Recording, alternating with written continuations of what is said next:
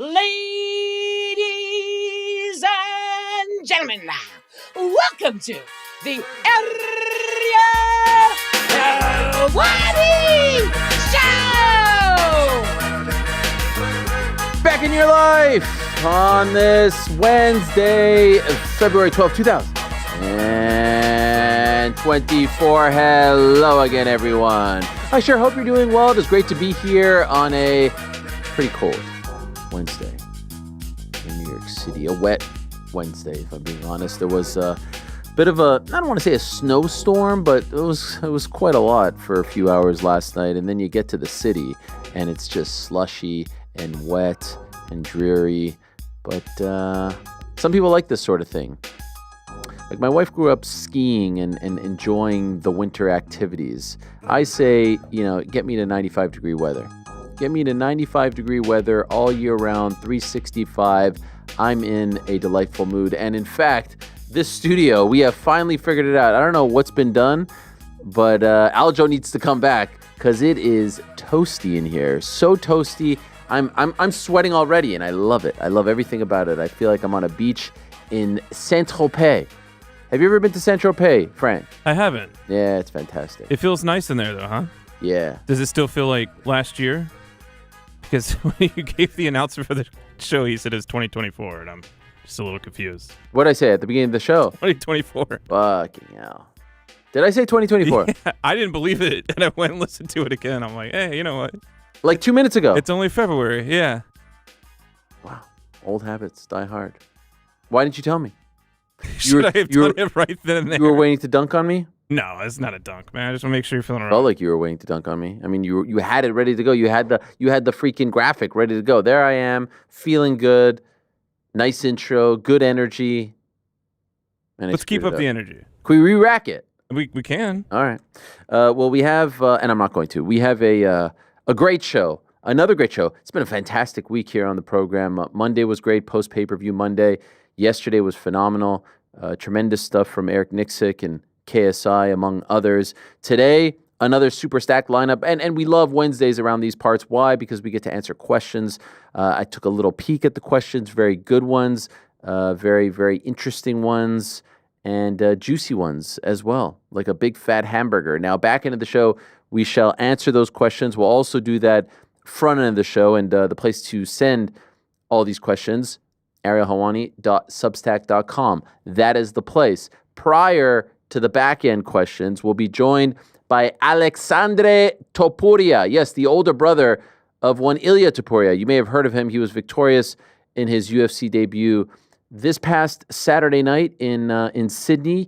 It was a unique one because he doesn't have as many fights as Ilia. He's the older brother, but there he is with the famous last name, and he's fighting a guy named Colby Thickness. What a name, by the way. One of the all-time great names in the history of the sport, who was being cornered by Alex Volkanovski. So there's Volk in Colby's corner, and there's Ilia in Aleksandre's corner, and there was all kinds of drama. But in the end, great fight. He wins the fight. He's now 1-0 in the UFC, and he's able to go well on his way. And it's a phenomenal story because, like I said, he hasn't fought as much as Ilia, and in fact was supposed to make his debut last year, around this time, February of last year, and said no. Once he found out that his brother was going to be fighting for the belt, he said, no, I want to delay things. I want to focus on my brother, my younger brother. Amazing stuff. So I'm looking forward to talking to him. He'll join us at about 3 o'clock. At 2:30, Eddie Hearn is going to join us. He has a big weekend coming up in Manchester. Jack Catterall against Arnold Barbosa Jr. for the interim WBO lightweight title. It might become the actual title, and these things are weird in boxing. The titles are a bit of a mess. They make these mandatories. They strip this guy. They make this interim fight. Then the guy who's the interim champion then becomes the actual champion. It's all very confusing. If there was a way to clean it all up and funnel it, it'll never happen. There's all these different, sanctioning bodies, and they all want their fights, and there's the fees and all this stuff. So it's probably a little too late. But, Turkey is doing his part. And I can see a day where he tries to make the ring title as the official belt, if you will. So let's see. In any event, it doesn't take away from the fact that it's a phenomenal fight going down at the Co-op Live. And there's a lot going on in the world of boxing, of course. So we'll hit him with a a ton of different questions from around the world of the sweet science. Prior to that, we're going to be joined by an executive over at One Championship. You may have heard of him, Rich Ace Franklin, one of the all-time greats, a former UFC middleweight champion. In fact, on Saturday or Sunday, Dricus Duplessis, the current UFC middleweight champion, tied Rich Franklin for most wins in UFC middleweight title fights. I believe that was his. Well, that would be 1, 2, 3. Maybe there's one more, or perhaps I'm screwing that up now. Now that I think about it, it doesn't really make sense if I'm being 100% honest with you. Just looking at my notes here. Dricus Duplessis leveled Rich Franklin for most UFC middleweight title victories. Both are joined fourth with 3. Okay, yes, so that was his third. They're tied for 4, excuse me. So I did kind of get it right.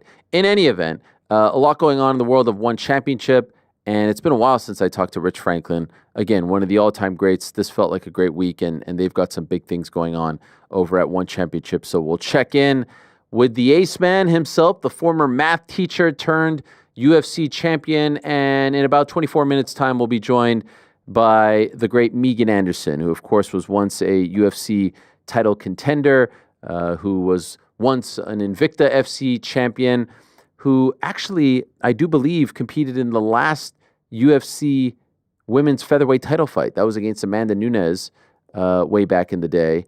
And so I wanted to check in with her about the comings and goings of women's MMA, because this was a big week with Zhang Weili defeating Tatiana Suarez, and are we going to get that big fight against Valentina Shevchenko at 125 pounds?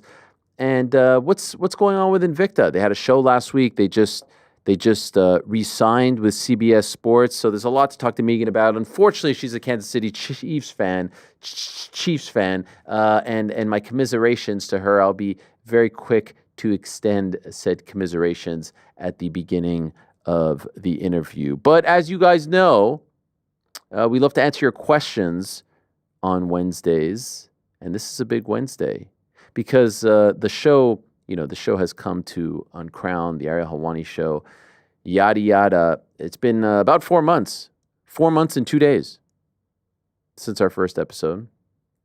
Every Wednesday we do On the Nose. Every Wednesday I sort of like hint at the fact that, it would be great to get an intro song, something to distinguish On the Nose. Who, me? No one quite picked up what I was putting down, if you get what I'm saying. But a good friend of mine out in NorCal, a brilliant mind, a supremely talented for some sort of music, some sort of jingle, some sort of song regarding On the Nose. Well, I whipped something up for you. So, Frank, we do have some breaking news. We finally got a jingle back. And so without further ado, it's time for On the Nose.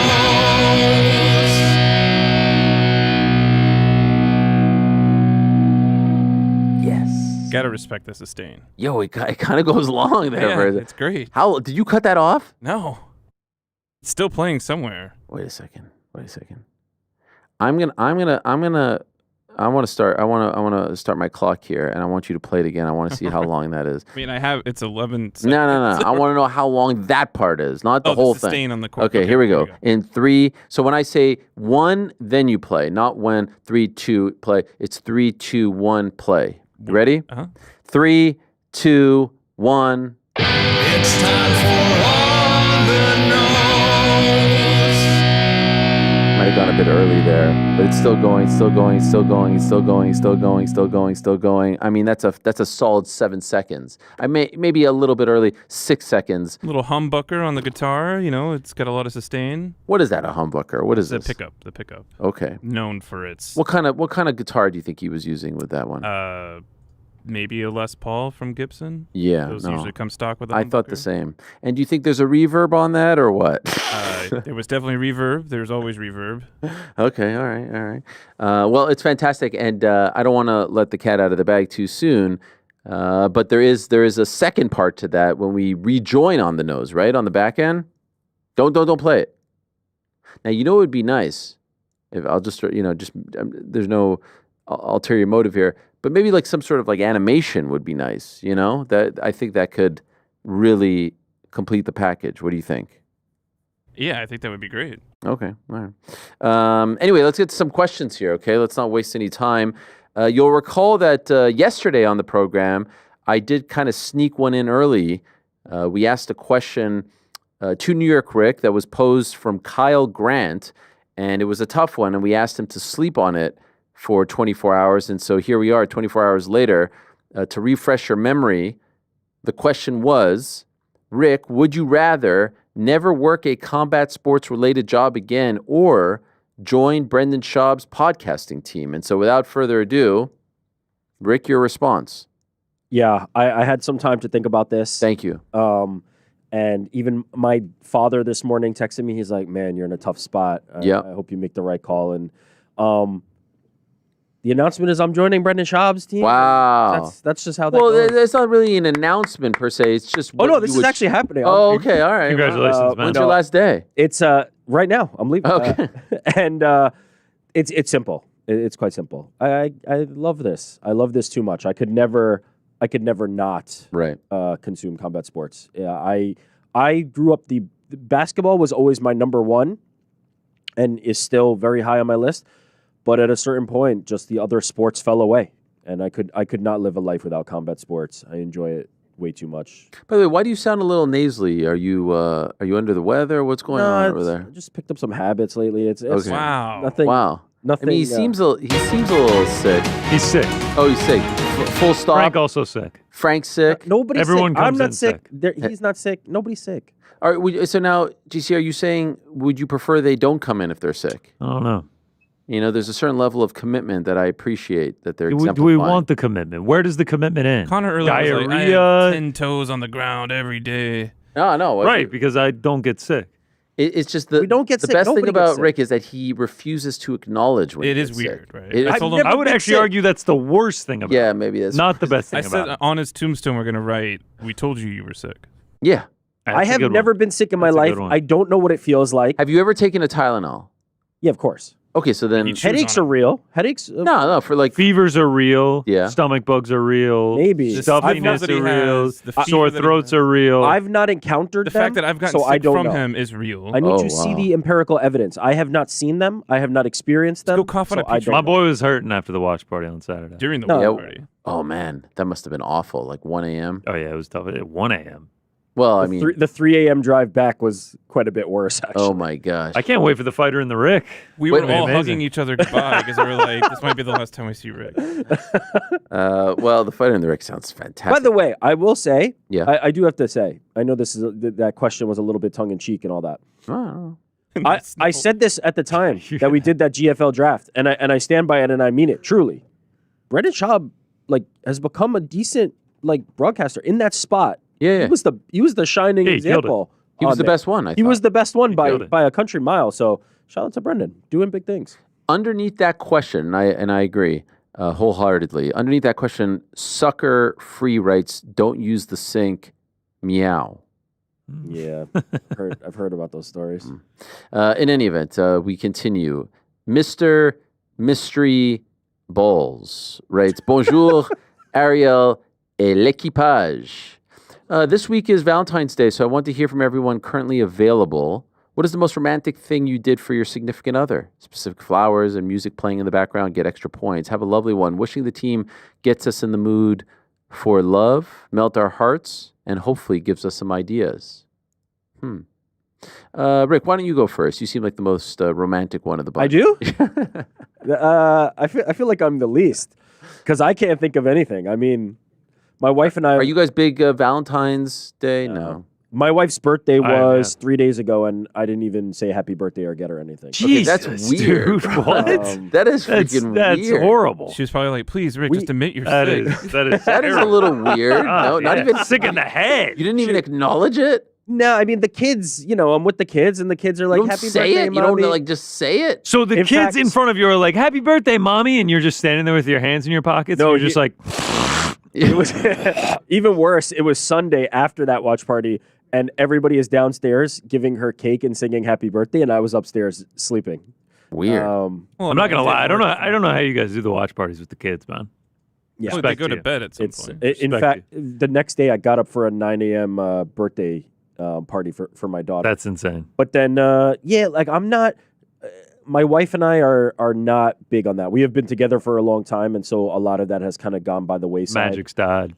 It's not the It's, Love is it's just fizzled. it's impractical. And I, as most can probably assume by now, I am a very practical man. I only deal No, in for sure. You're a practicality. meat and potatoes guy. Meat and potatoes. What needs to be done? Efficiency. So I'm probably the wrong person to ask. I do think I consider myself a romantic, and I do think that it is a little overblown. Well, you don't need to tell me when to go out for dinner or something like that. In the early days, though, you do put much more effort into this thing. Like I do recall cooking I cooked a whole meal. There was salmon involved. There was rice, and this was a big deal for me because it pretty much ends with eggs for me typically. So I really put a lot of effort. I went to the grocery store. This is pre-marriage. Now I'll be the one.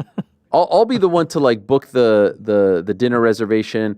But this year it falls on a Friday, and we don't go out on Friday nights. And so then I booked it on Thursday. And then I was like, oh yeah, tomorrow going on. I'm like, do we really want to go out? It's kind of crappy outside. It's like one of those. Wow. Yeah. Wow. Yeah. Just no spark between either of these. No, it's not the no spark. It's just every day's a spark, and we get a lot of guilt from our kids when they leave. Oh, you're leaving? Like we're very close. Where did they learn that from? Yeah, no, I don't know. That is weird. I love I put in a ton of effort. I went to the grocery store. I went to the grocery store. I didn't order it. I seasoned it myself. I remember feeling like this was a big deal. Like this was a major milestone. Well, is Valentine's Day a big deal for you? Yeah, I enjoy Valentine's Day. Just a couple years ago, I went to Sasabune. Invited not a cheap ticket. Who could forget? Not a cheap ticket. Did a little sake on the subway there. It was an S's night. Sake on the subway to Sasabune. Wow. And then it was an amazing experience. Any plans this year? No. I feel like we're all living vicariously through you at this point. Wait, When why? you said Why? when you said that, Well, because you're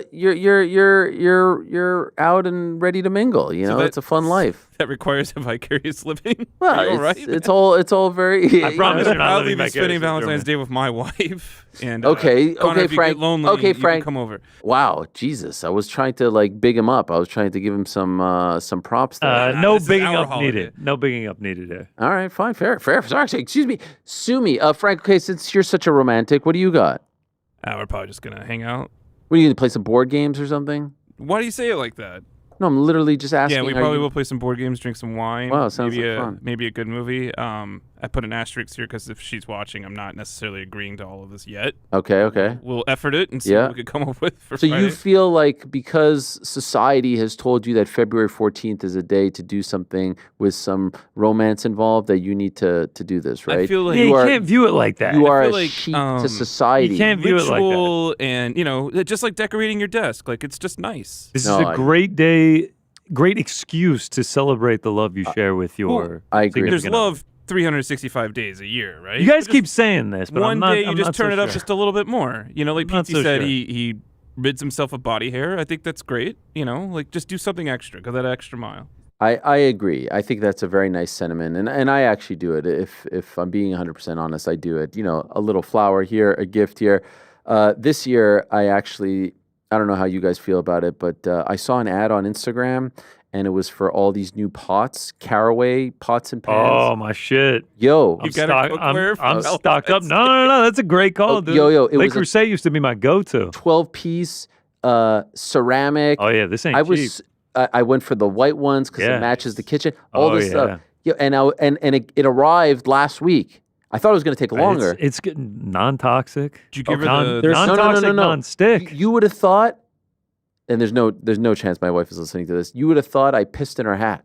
Oh, she You pissed. don't buy. You have to ask me. You don't. What are you doing? Oh, What? You don't need wow. this. Oh yeah. Caraway? Oh yeah. That's I was great, like, you Brent. realize That's like a it says $600 non-toxic. set. So Non-toxic. And by the way, non-stick. cost a pretty penny. Not gonna It's lie. a pretty penny. I got the navy blue set. So It's don't tell me about fantastic romance, cookware. all right? There's Fantastic nothing cookware. more. Should have bought her a microwave. I was going to say, there's you're nothing right. more romantic I would've pissed in her than head. I spent a lot of money on these items for you to do stuff for me. Right. You, like, Listen, you make Nah, I food for me. disagree. You should have got a Disagree. vacuum. Here's You the should have got a cookbook lot Nicole gave all me. these other things that she could do around the house. Wow. It was between that or a proper compost. But I didn't And think then that was the going city to. would Don't open provide this the can of compost. There's worms. some pans Don't in the open this can of cookbook worms. the woman at work gave me. Yeah. Oh, yeah. You know You what? gonna get her an That would've apron been a for great Christmas? combo. Yeah, an apron. We could get her a vacuum. I mean, just do the whole thing. Let me tell you Just, something. Here's a honey to Susie homemaker set. It's so weird. She's actually refused to use it. So I'm like, look at these eggs. They're sliding. You're using it. It's sliding.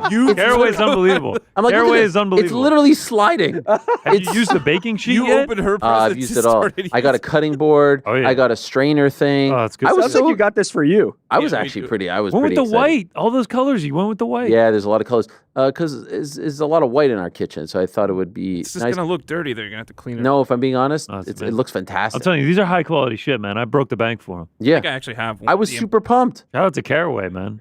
Shout I out. have the one. This advertising. edition of On the Nose brought to you by Caraway Caraway. nonstick pans.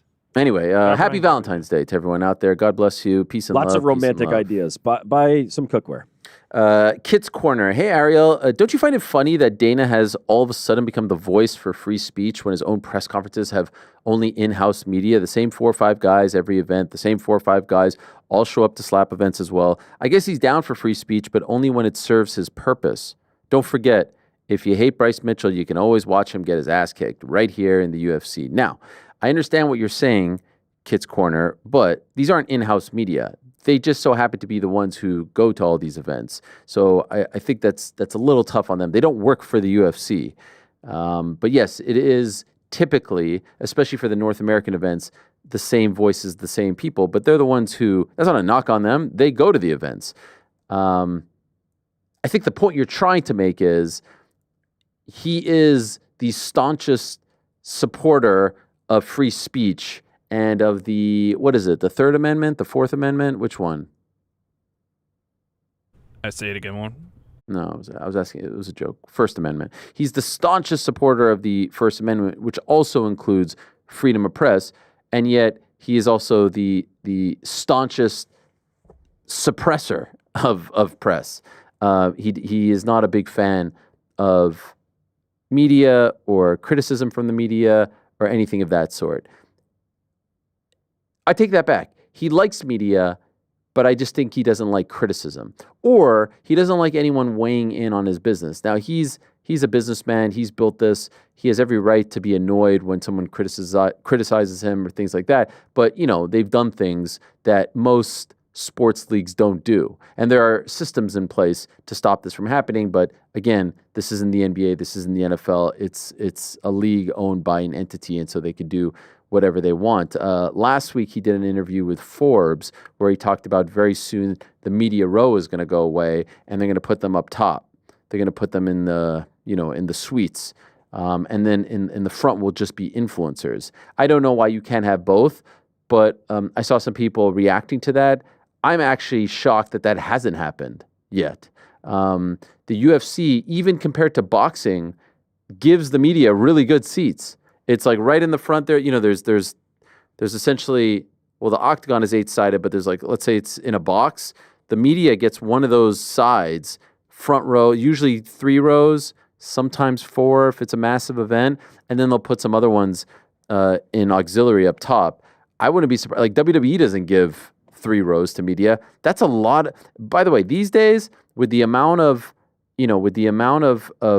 tickets they're selling and for the price that they're selling them at, that's a lot of real estate that they're giving up to the media. And so I wouldn't be surprised if they do that sooner rather than later. And what's the media going to do if they do that? There's no association in place. There's no nothing. We tried with the MMA JA. It didn't get off the ground. There was, shocking infighting and jealousy and unprofessionalism and just total absurdities going on behind the scenes there. We tried our asses off, and it didn't get off the ground. And And I don't know if it'll ever get off the ground, to be honest, an association. And even if it does get off the ground, why does the UFC have to recognize it? They don't. And so if the UFC announced today that the media is going to go up into the rafters and those 3-4 rows are going to be populated by ticket buyers or influencers, whatever, nothing's going to happen. And by the way, they could do that. Like I said, WWE, when they do have media, they put them up top. So, and boxing, I've been to boxing events, like the media is kind of far back. And we've seen it in the NBA. The media used to be lower down and now they're higher up. So this is inevitable. And I was not surprised. I'm actually surprised that it's taken this long for it to come out. And I think, like I said, I think it's going to happen in no time. And so, yes, to your point, Kids Corner, there is an irony there. But, there's a lot of irony in a lot of the things he says. Kevin from Ottawa, no question this week. Just writing to say I hope you all come to Montreal for a pre-UFC 315 show. I don't plan on attending UFC 315 because I assume the ticket prices will be outrageous. But I drive up from Ottawa to attend a live show, with you all. I DM'd Eric about this on Twitter, trying to get the hype going. Kevin. Can confirm. He did DM me. Let's see how it works out. This raises an interesting question. Are the real fans of this sport going to be priced out at a certain point because the UFC is too hot? No. It's like Super Bowl, right? Like the Super Bowl costs an insane amount of money. Real fans get priced out of the Super Bowl every year. Yeah, but they still watch. Oh no, I'm not talking about watching. I'm talking about attending. I feel like this is coming because I think the UFC is just so hot right now. Any city they go to, they can charge an arm and a leg. And I'm not saying that as like a negative. I'm not trying to like say that as a detraction. They should maximize the ticket prices because that's their business. But I do wonder if the fans that are in attendance to a degree, and let's say you're a dad and your kids are like 18, 19, or 17 and 18. Is to pay for like 3 tickets. It's a lot. Yeah, it's a lot. I mean, we might be there already. I hear all the time, like, I speak to people in my neighborhood and stuff like that. Like, nobody can go to the MSG card because of how expensive it is every year. Yeah. But I got to be honest with you. Going once is great. 2, 3, 4, 5, like it's a better experience on TV. You end up watching the screen. The energy is great. The atmosphere is great. But I'm telling you, the TV experience is just as fun, in my opinion. Maybe I don't know. Maybe I'm spoiled because I've been to a gazillion, but the TV experience to me is just as fun with the commentary and all that stuff. This is from Matt Mo. Sup, Ariel? When on-air Jordan speaks on the show, why does it sound like he's in outer space? And when Handy Andy speaks, why does it sound like she's underwater? I'm surprised Frank hasn't said anything about the poor audio. Can we please get them both better mics? To Jordan/Andy, go order one now and expense it to Ariel. We want to hear your beautiful, clear voices. Appreciate you all. Yeah, Frank. The timing Frank on this literally could just be better. walked out. Frank left. Walked out of the. He's so mad about this question. Is he literally not there? No, he left. He's coming back just in. left from. Huffing. Can't believe that they would ask us. Puffing, Frank. putting his headphones on. Oh my God. What the fuck is that? Yeah. Hadn't even sat down yet and dropped that. What's going on? Do I have to reread this question? I heard, why does it sound like Jordan's in outer space? Why is Jordan Why and does Andy's microphone so shit? Outer space, and why does Andy sound like she's underwater? To be honest, every time I speak, I think that they're off air because it sounds so bad. Yeah, these are good points. Yeah. So to be honest, they're speaking through an intercom system that we use for communication and content, like walkie-talkies. Okay. And, we decided the easiest way to get them on air was to take that input from the intercom system and put it on air, but with the caveat that it's not going to sound great. Okay, so is it not going to improve? Is that what you're saying? If I'm reading between the lines here, it sounds like you want to make that improve, and we could certainly... I'm always looking to improve. For example, would it be nice to have like a stinger of a graphic, animation, motion graphic type thing for On the Nose? Yeah, it would be nice. Beep. For example, I look down at the YouTube chat for a second. I'm like, oh, is everything going well? Oh, everyone's saying the audio sucks. Like, what am I supposed to do? I think there was confusion in the chat because they got on and they were like, it's 2024. What the hell? Oh, that was it. Love it.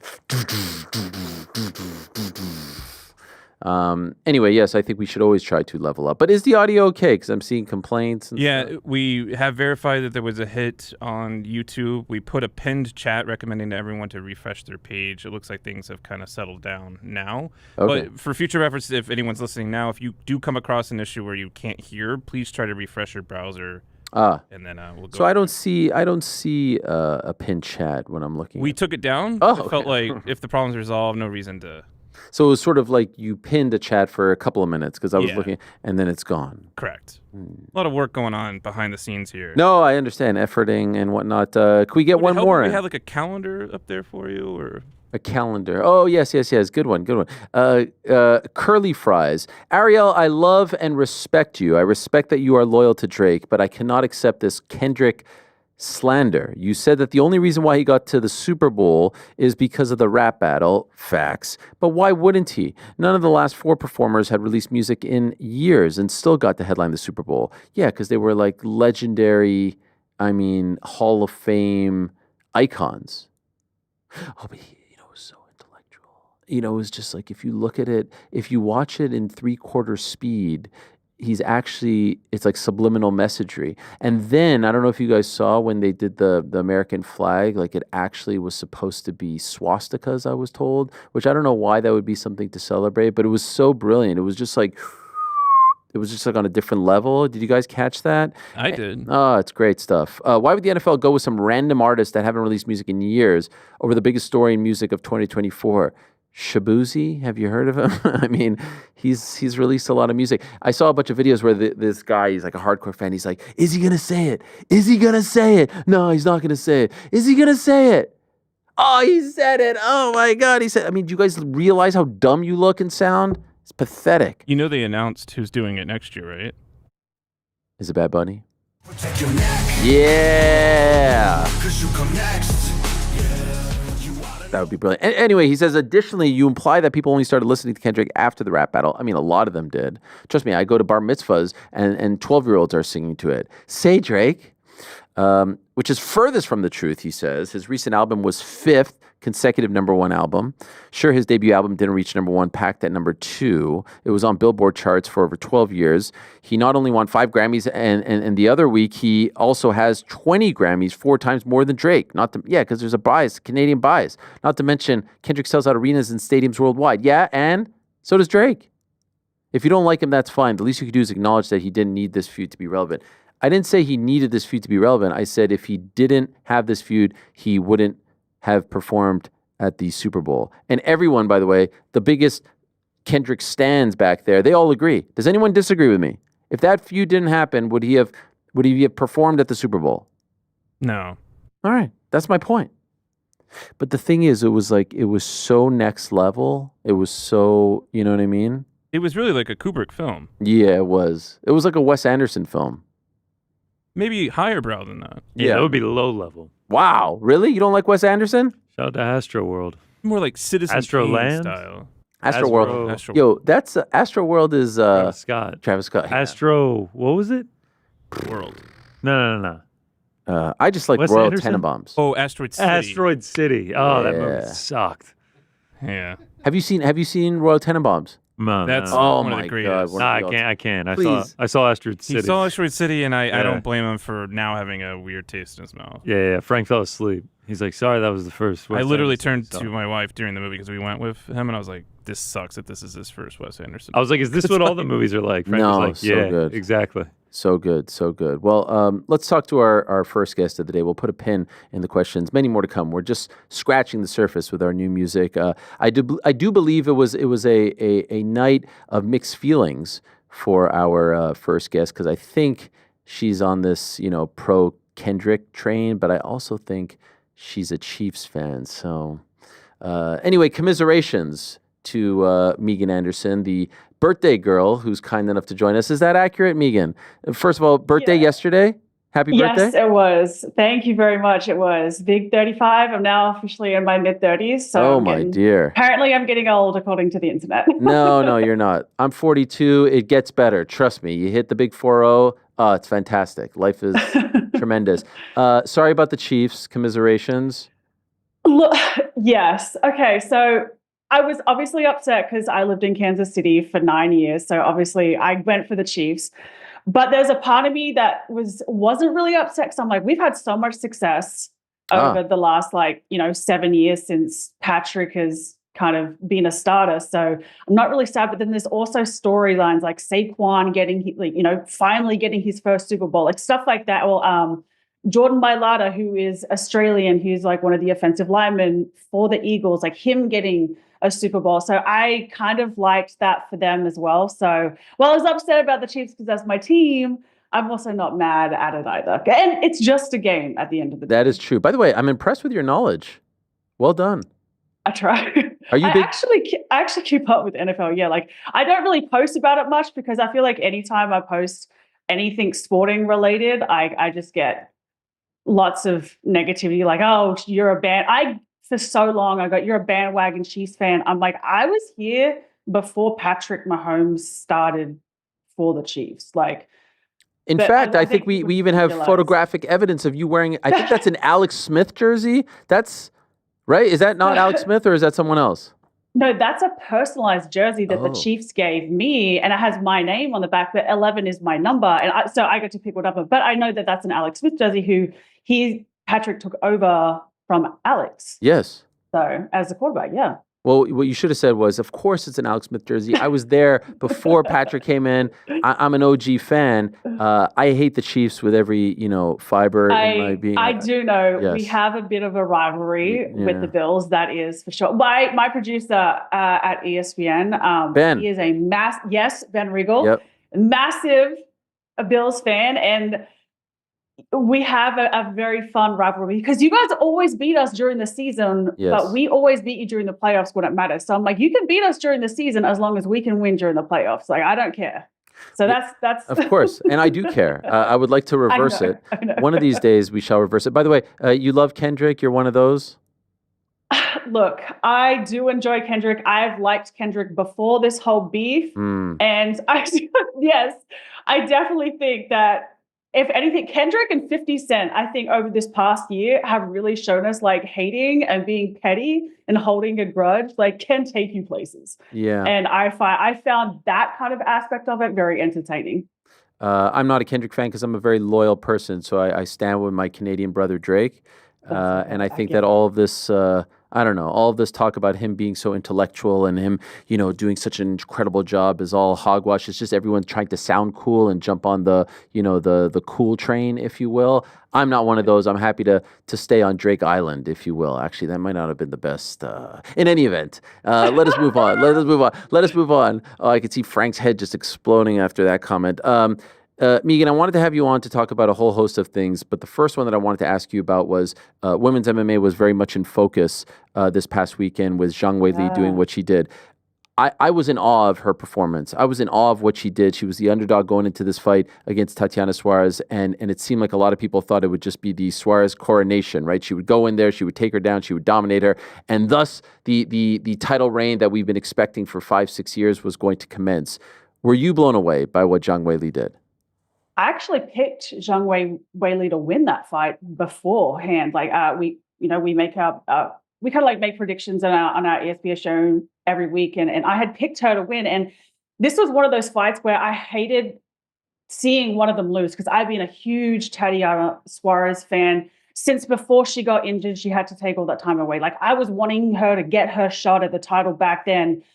Now that she's back, like for me, it really came down to, I think the time away has hindered Tatiana too much. I don't think she fights as much as she should. I really feel like she should have had maybe one, potentially two more before getting that shot. But I also understand, like I watched your take on it, and I do agree with a lot of the points that you made. Like, who else was there? Zhang Weili, like asking for Tatiana Suarez, because like you're saying, like she's the boogie woman in this division. Okay, like, bet I'll fight her, give her to me.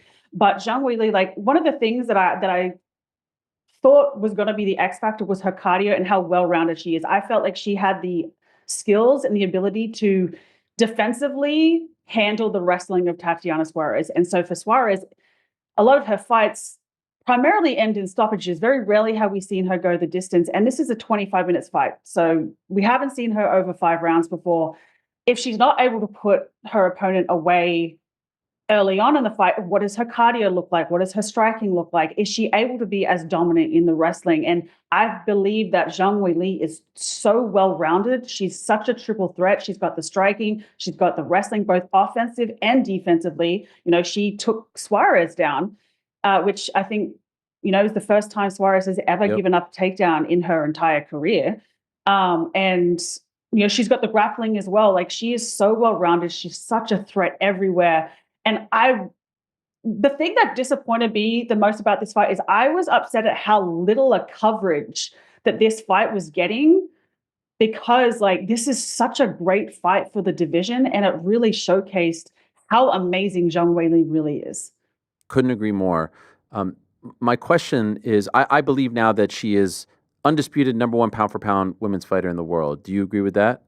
Yeah, she's number one on my list. Yeah. I think there's no doubt about it whatsoever, and I would love to see her fight Valentina Shevchenko next. Now, I'm torn on this one because I really do think Manon Fiorot has done enough to warrant that shot, and she beat Erin Blanchfield back in March of last year. She's been waiting patiently because they did the Grasso fight in September, Grasso Shevchenko for the belt. And so how would you like to see this all play out? Because I could imagine that you too would want to see this Zhang versus Shevchenko fight.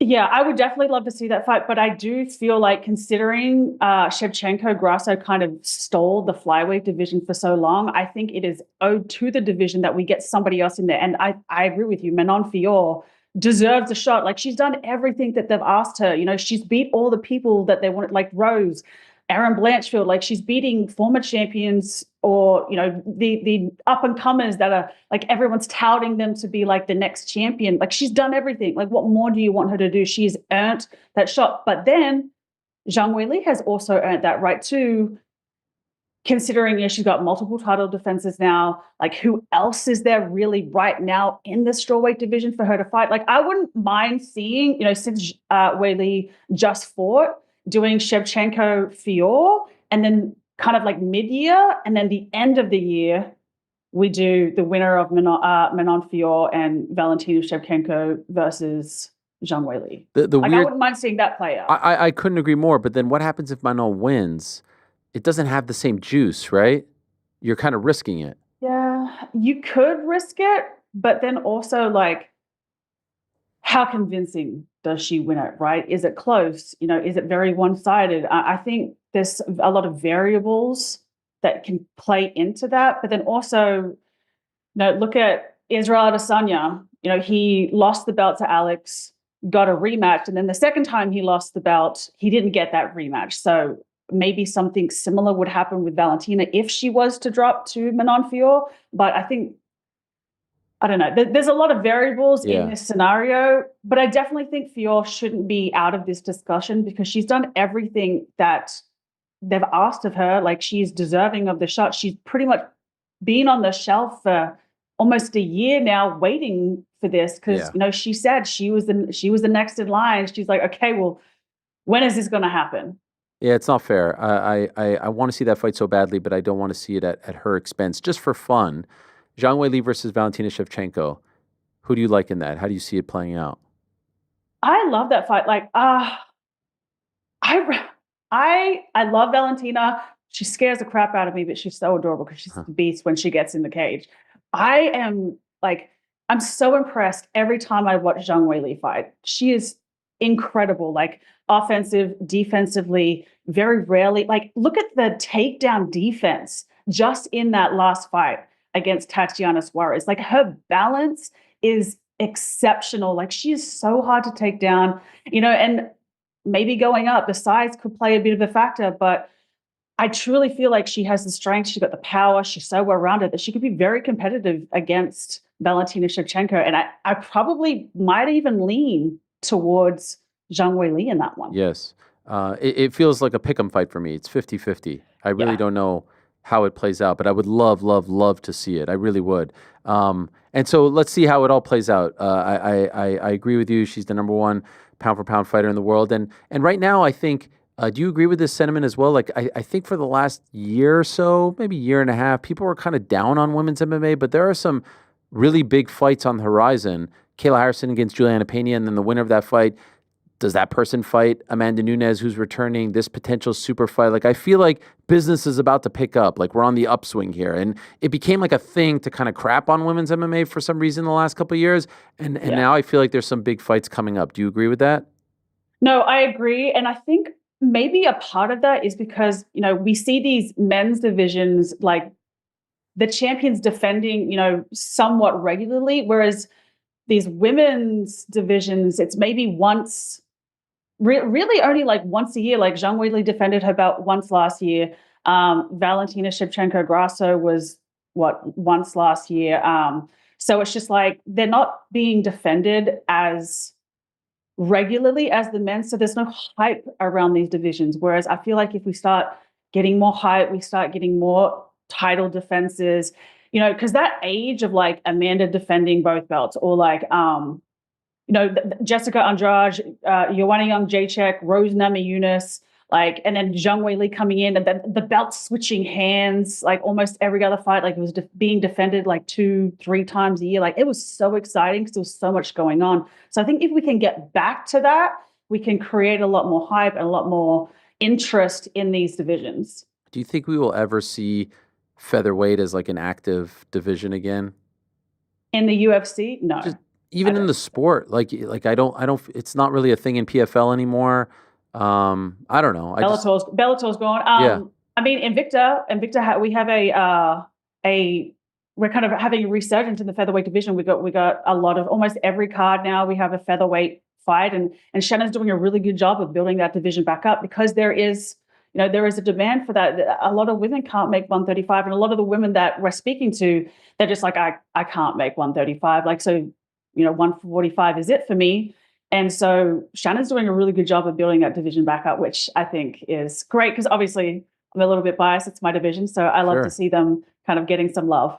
Well, I love to see the success of Invicta, and I love the fact that Invicta is still thriving and still surviving. And I would call Shannon Knapp, the founder of Invicta, a survivor, because she has been through so much in this sport, right? So many ups and downs. And it seemed like at one point people were ready to say like goodbye to Invicta, and the UFC took all the talent away, and she's still there. And last week we saw that they renewed their deal with CBS Sports, excuse me, which I think is tremendous. There was a show last week in Atlanta as well. How would you describe the current state of Invicta, the health status, if you will, of Invicta? I think Invicta is like on the up. Like, it is doing so well. And what I love is, like, if you didn't watch Invicta last week, I think you sorely missed out, because that entire card was insane. Like, I highly suggest going, if you want to go and watch Victoria Leonardo versus Haila Nascimento. That was an insane fight. Even like the main event, like every single fight was a barn burner from start to finish. They were slugging it out.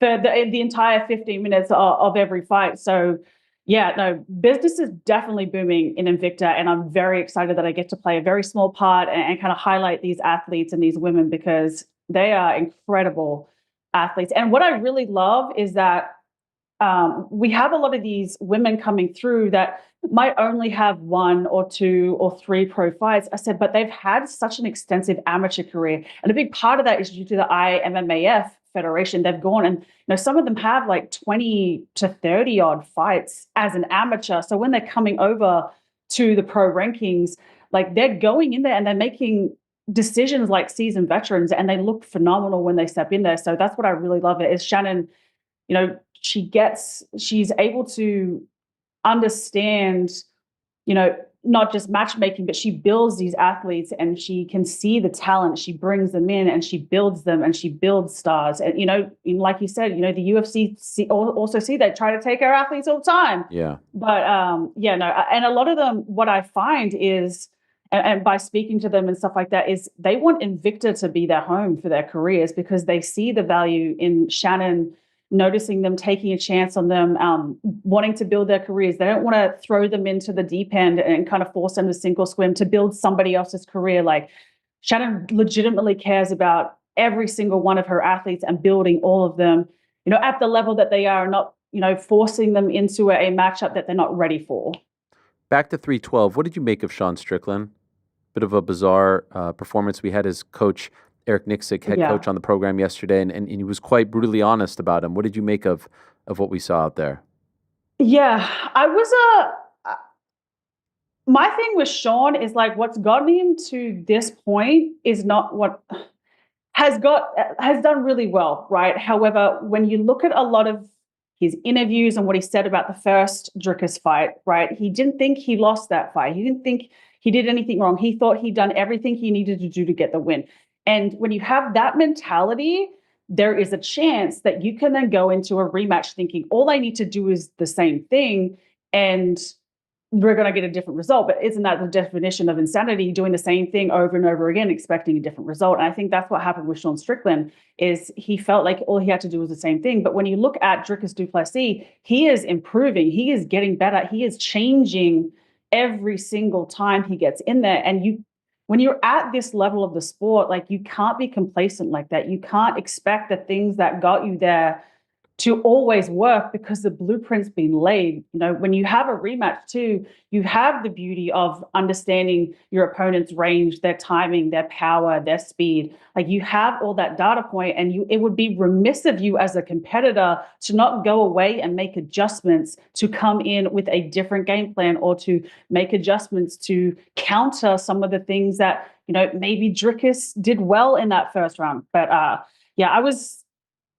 when I watched that fight, I wasn't surprised that was the direction that Sean went, but from a athletic, like competitive standpoint, I mean, I agree with his coach a little bit. I don't know if I agree with his coach being very vocal about it. I feel like that should have been a conversation had behind the scenes, but then we also don't know the relationship that they have.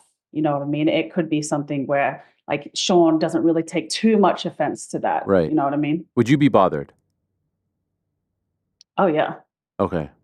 I feel like most fighters would be bothered. Like if my coach went out there and said that stuff. Now, if he had come to me and had a conversation with me first, that's a different story. But if this is the first time Sean's hearing it, was on, via your show or something like that, you're like, yeah, like I'm sure most people would probably have, will feel a type of way about it. I think they did speak, and I do think Sean, I understand what you're saying. I think Sean is a bit of a different cat, and he strikes me as the kind of guy who likes that brutally honest approach, but who am I, who knows with Sean these days? You see in the corner the way Eric speaks to him every time they went in between rounds. Like he was telling him, this is too predictable. Like he doesn't sugarcoat anything. And that's one thing I really respect about Eric. He knows, it seems like he speaks to different fighters in different ways because he knows what they're going to respond to. He doesn't speak to Francis that way or Casey O'Neill that way. But with Sean, it seems like he can be, or Dan Ige, he could be like super brutal and direct to him. And it didn't work on Saturday, clearly, but it seems like they have that kind of relationship. When you were talking about your analysis of Zhang Weili versus Tatiana Suarez, I couldn't help but think of Dricus versus Khamzat. And we had Dean Thomas on the show on Monday, and he said that he thinks that, as he put it, Khamzat is a front runner. And by that, he means survive the first or second round against them, take him into the championship rounds. Dricus is going to win this fight, and he thinks Dricus is going to win this fight. Do you see the same type of outcome? That's a great question, because I thought that Rob Whittaker was going to be able to pull Khamzat into the championship, right? Because that was a 5-round co-main event. Yeah, I thought he was going to be able to pull him into the championship rounds, and look what happened in that fight.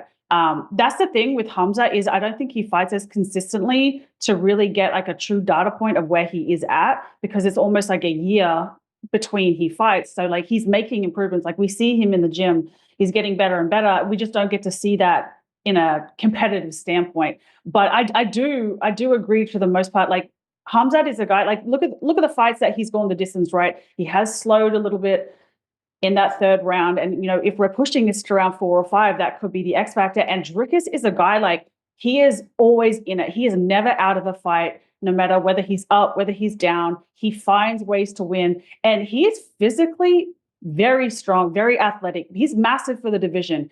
And I think that could pose, and his awkward, unorthodox style, like a lot of people, like I hear a lot of people just like, oh, like I don't like Dricus' style, but, and like you don't have to like his style, but you have to respect his style, because he might not have the most accurate striking like an Israel Adesanya, right? Or he might not have like textbook wrestling like a DC, or his jiu-jitsu might be not as technical as like a Jacare Souza or something like that, right? However, he pieces it together and he understands the game of MMA. He makes it work for him.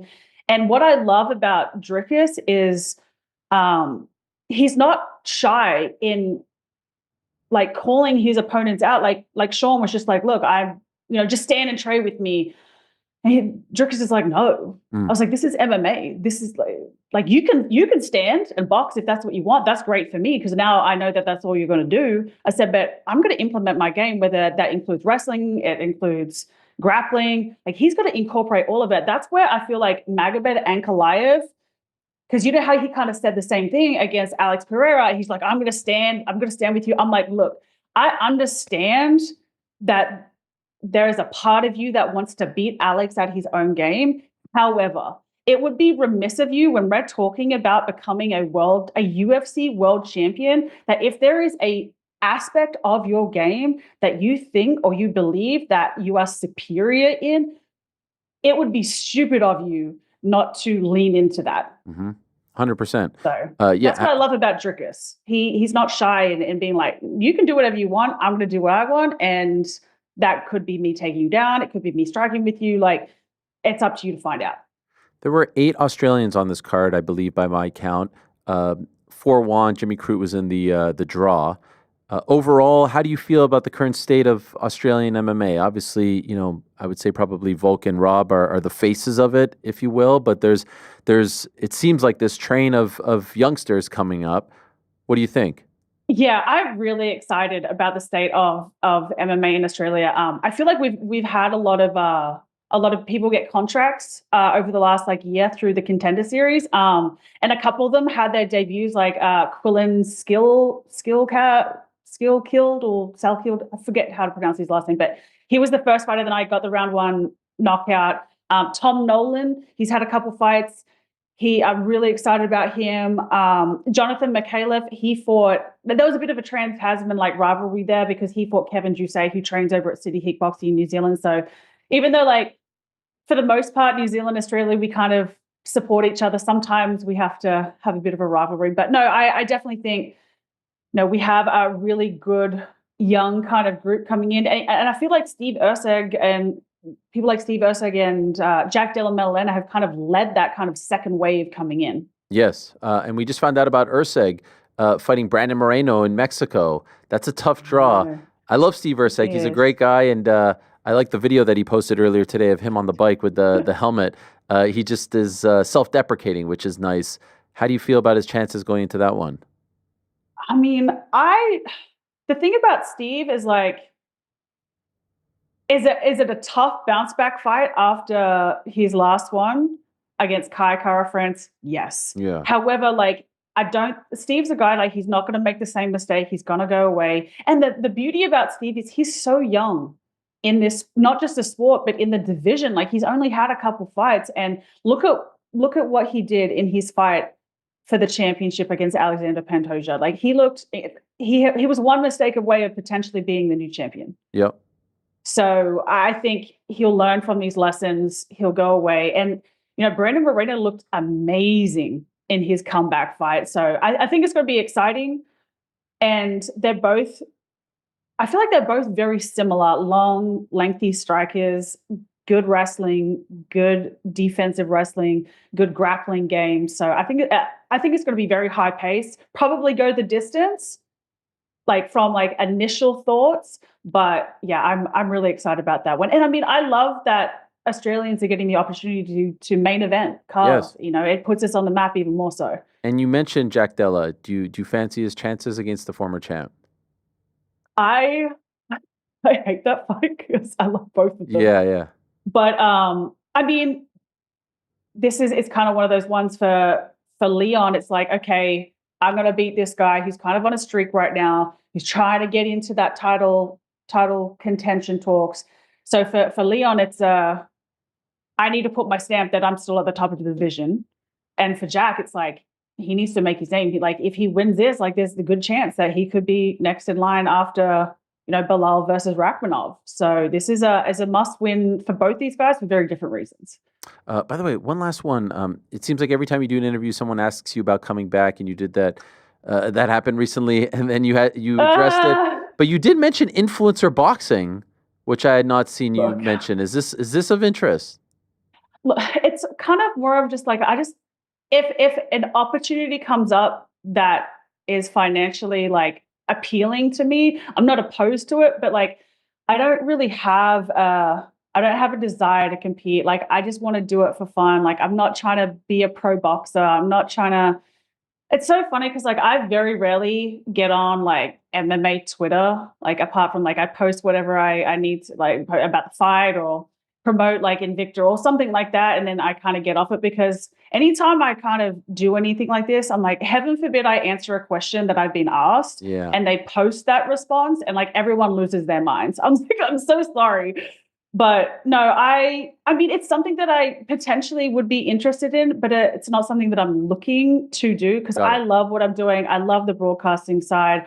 I feel like I'm in a very privileged position that I get to still speak and be involved in this industry and in the in this sport that gave me so much. So that's what I'm mainly focused on. And if something happens to come up, like, I mean, I'm definitely down to have a conversation, but it's not something that I'm actively looking for. And even then I'm like, I've had so many surgeries on my nose to get it fixed because it's been broken so many times. I'm like, I don't even want to risk potentially getting that broken again. Because like I like breathing properly. So I kind of don't want to mess that one up.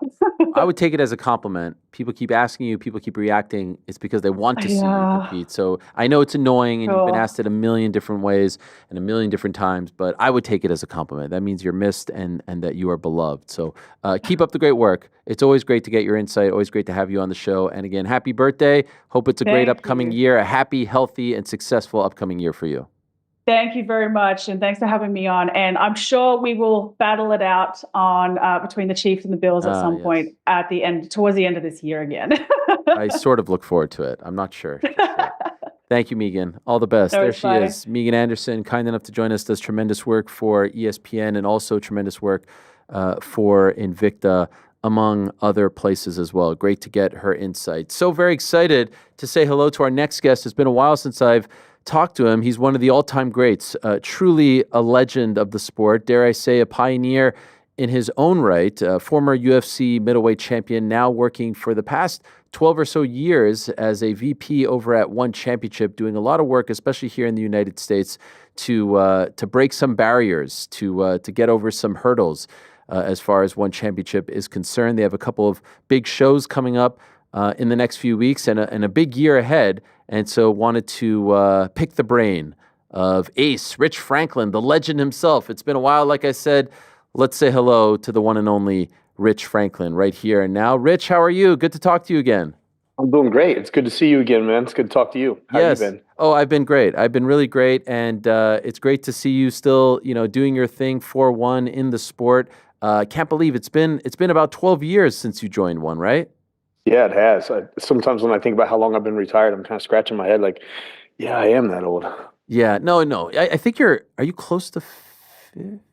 I just turned 50. I just turned 50. Oh, my God. You look fantastic. I hope I look this good at 50. You look fantastic. Listen, I appreciate that. I've done a good job of taking care of myself. A lot of it is, nutrition, working out, sleep, and managing stress and all those kinds of things. But yeah, when you hit 50, you're kind of now part of the older club. Yeah. So you don't have that card just yet, right? I don't have the AARP card or anything like that, but I did go to my nephew's football game in the fall. He's playing a high school football game, and my friends were joking. They're like, "Hey, can't you get like the senior citizens discount now?" When we were walking into the schools, like, ouch, guys, come on, man. Yeah. I remember there was a time where you were living in Asia, Southeast Asia, working for One, but now you're back home in the United States, and I think, correct me if I'm wrong, a lot of your efforts have been focused on U.S. expansion, commission, things of that nature. Can you bring us up to speed on what you're doing for them here? Yeah, I've been with One almost 12 years now. And initially, I'm living in Cincinnati again. I was working from Cincinnati, just traveling to and from, which is an actual long commute, 34-hour flight door to door. Jeez. and wherever you fly in Southeast Asia, just by the time I have a double connect from Cincinnati and it's long layovers. And I did that for the first several years, worked for the company. Then I moved down there for about 5 years. And then it was COVID and many things that happened that I could get into the history of things. But basically it was One Championship's time to start making a press into the U.S. So I came back to the United States at that point in time, living back in Cincinnati and working for the company at that point. And I handle several things for the company. I'm kind of like the mortar that goes in between the bricks of a wall, so to speak. If they need me to do something, I'll do it. But I do a little bit on the commentary side. But my main function, my main focus here in the U.S. is spreading One Championship, going from state to state, working with the athletic commissions, explaining the differences between the global rule set and the unified rule set to these commissions, and then getting approval from state to state so that we can do events here. So how many states currently recognize your global rule set? I want to say 6 or 7 that recognize the rule set, and I've had headway with several others. And so some of the big differences are obviously knees to a grounded opponent, the way the fights are scored, right? It's not round by round. It's on the whole. The weigh-ins are a little bit different. Do you find yourself surprised at either how much pushback you get from the commissions, or are you starting to see that the athletic commissions here in the United States are open to the intricacies that make One Championship different than the major promotions here in the States? Yeah, they're actually quite open to it. Obviously, the elephant in the room when I'm speaking to an athletic commission is the knees to the head of a grounded opponent from a competitive perspective. And I have a small presentation that I do on that and the number of finishes that we actually have within the organization that where a combination involves a knee to the head of a grounded opponent, which is less than like 1.5% of our fights that finish that way. And there's been impact studies with different strikes and things like that, but that's typically the competitive sticking point. But when you start getting into things, you realize that scoring a fight differently is different than the way that a commission is typically used to handling things. And then our weigh-in process really is quite different because we're keeping our athletes hydrated. So the way that the commissions think here in the U.S. with these weigh-in windows and whatnot, we've realized like in One Championship that the flexibility is needed because our athletes are trying to maintain hydration when they're making weight. So we don't allow our athletes to compete dehydrated. You can miss weight and you can negotiate a catch weight, but if you're dehydrated, if you fall below or above the specific gravity, however you want to look at it, you can't compete in a dehydrated state. So we have to give them time to rehydrate and make weight, which typically can take more time than say like that typical 1 hour window where they can go back and sit in the sauna and dehydrate themselves more to make the weight. So it's a slightly trickier process, but those are typically the discussion points when you go in.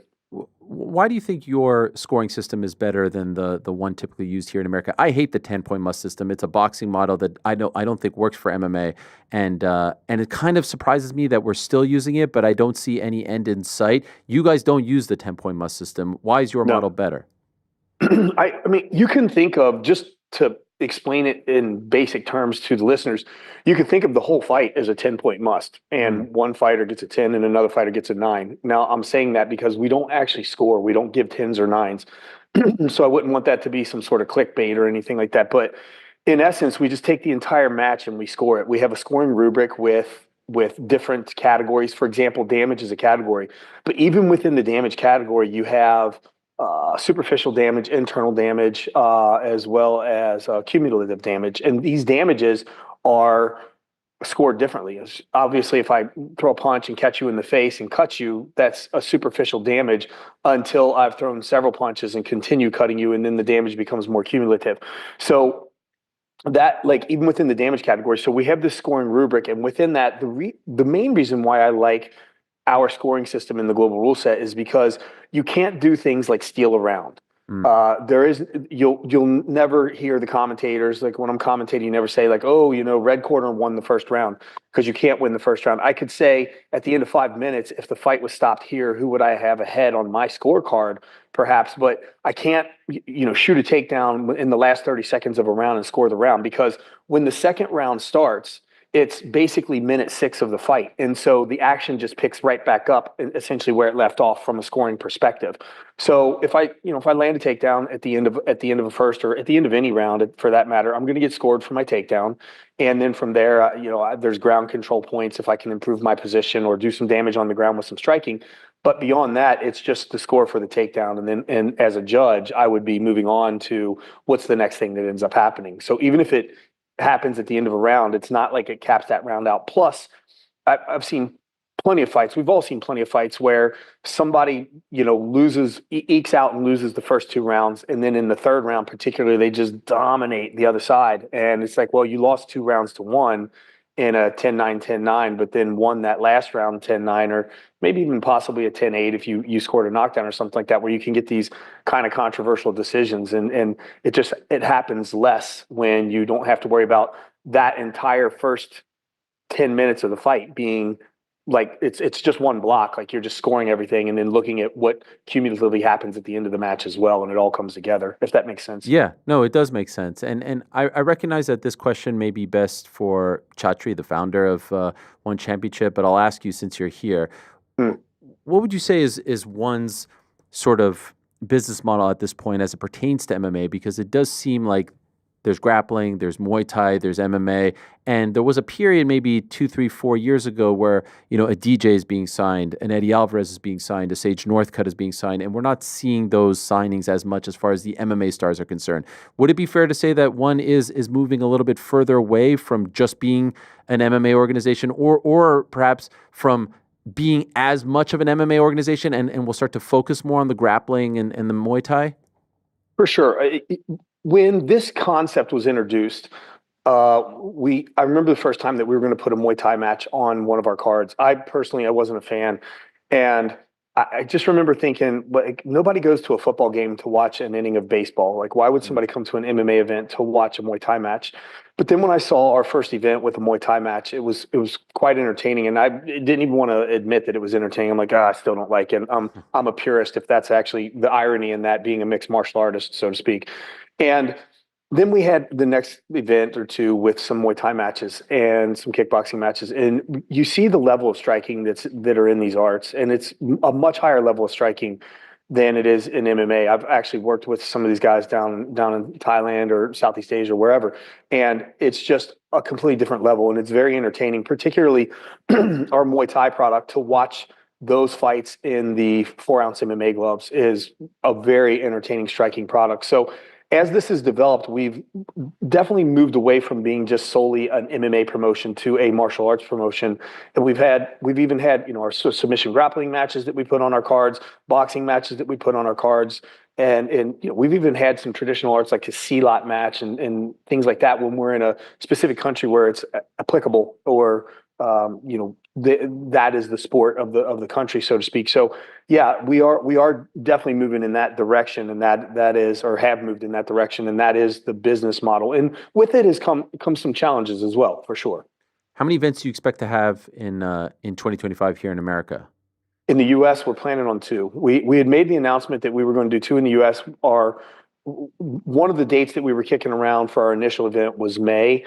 That was just one of the dates that we kicked around. We kind of had this matrix of events and venues and things that are available, but we won't be doing an event in May. We'll be making an announcement on our first event that'll be later on in the year, coming up here in probably the next couple of weeks.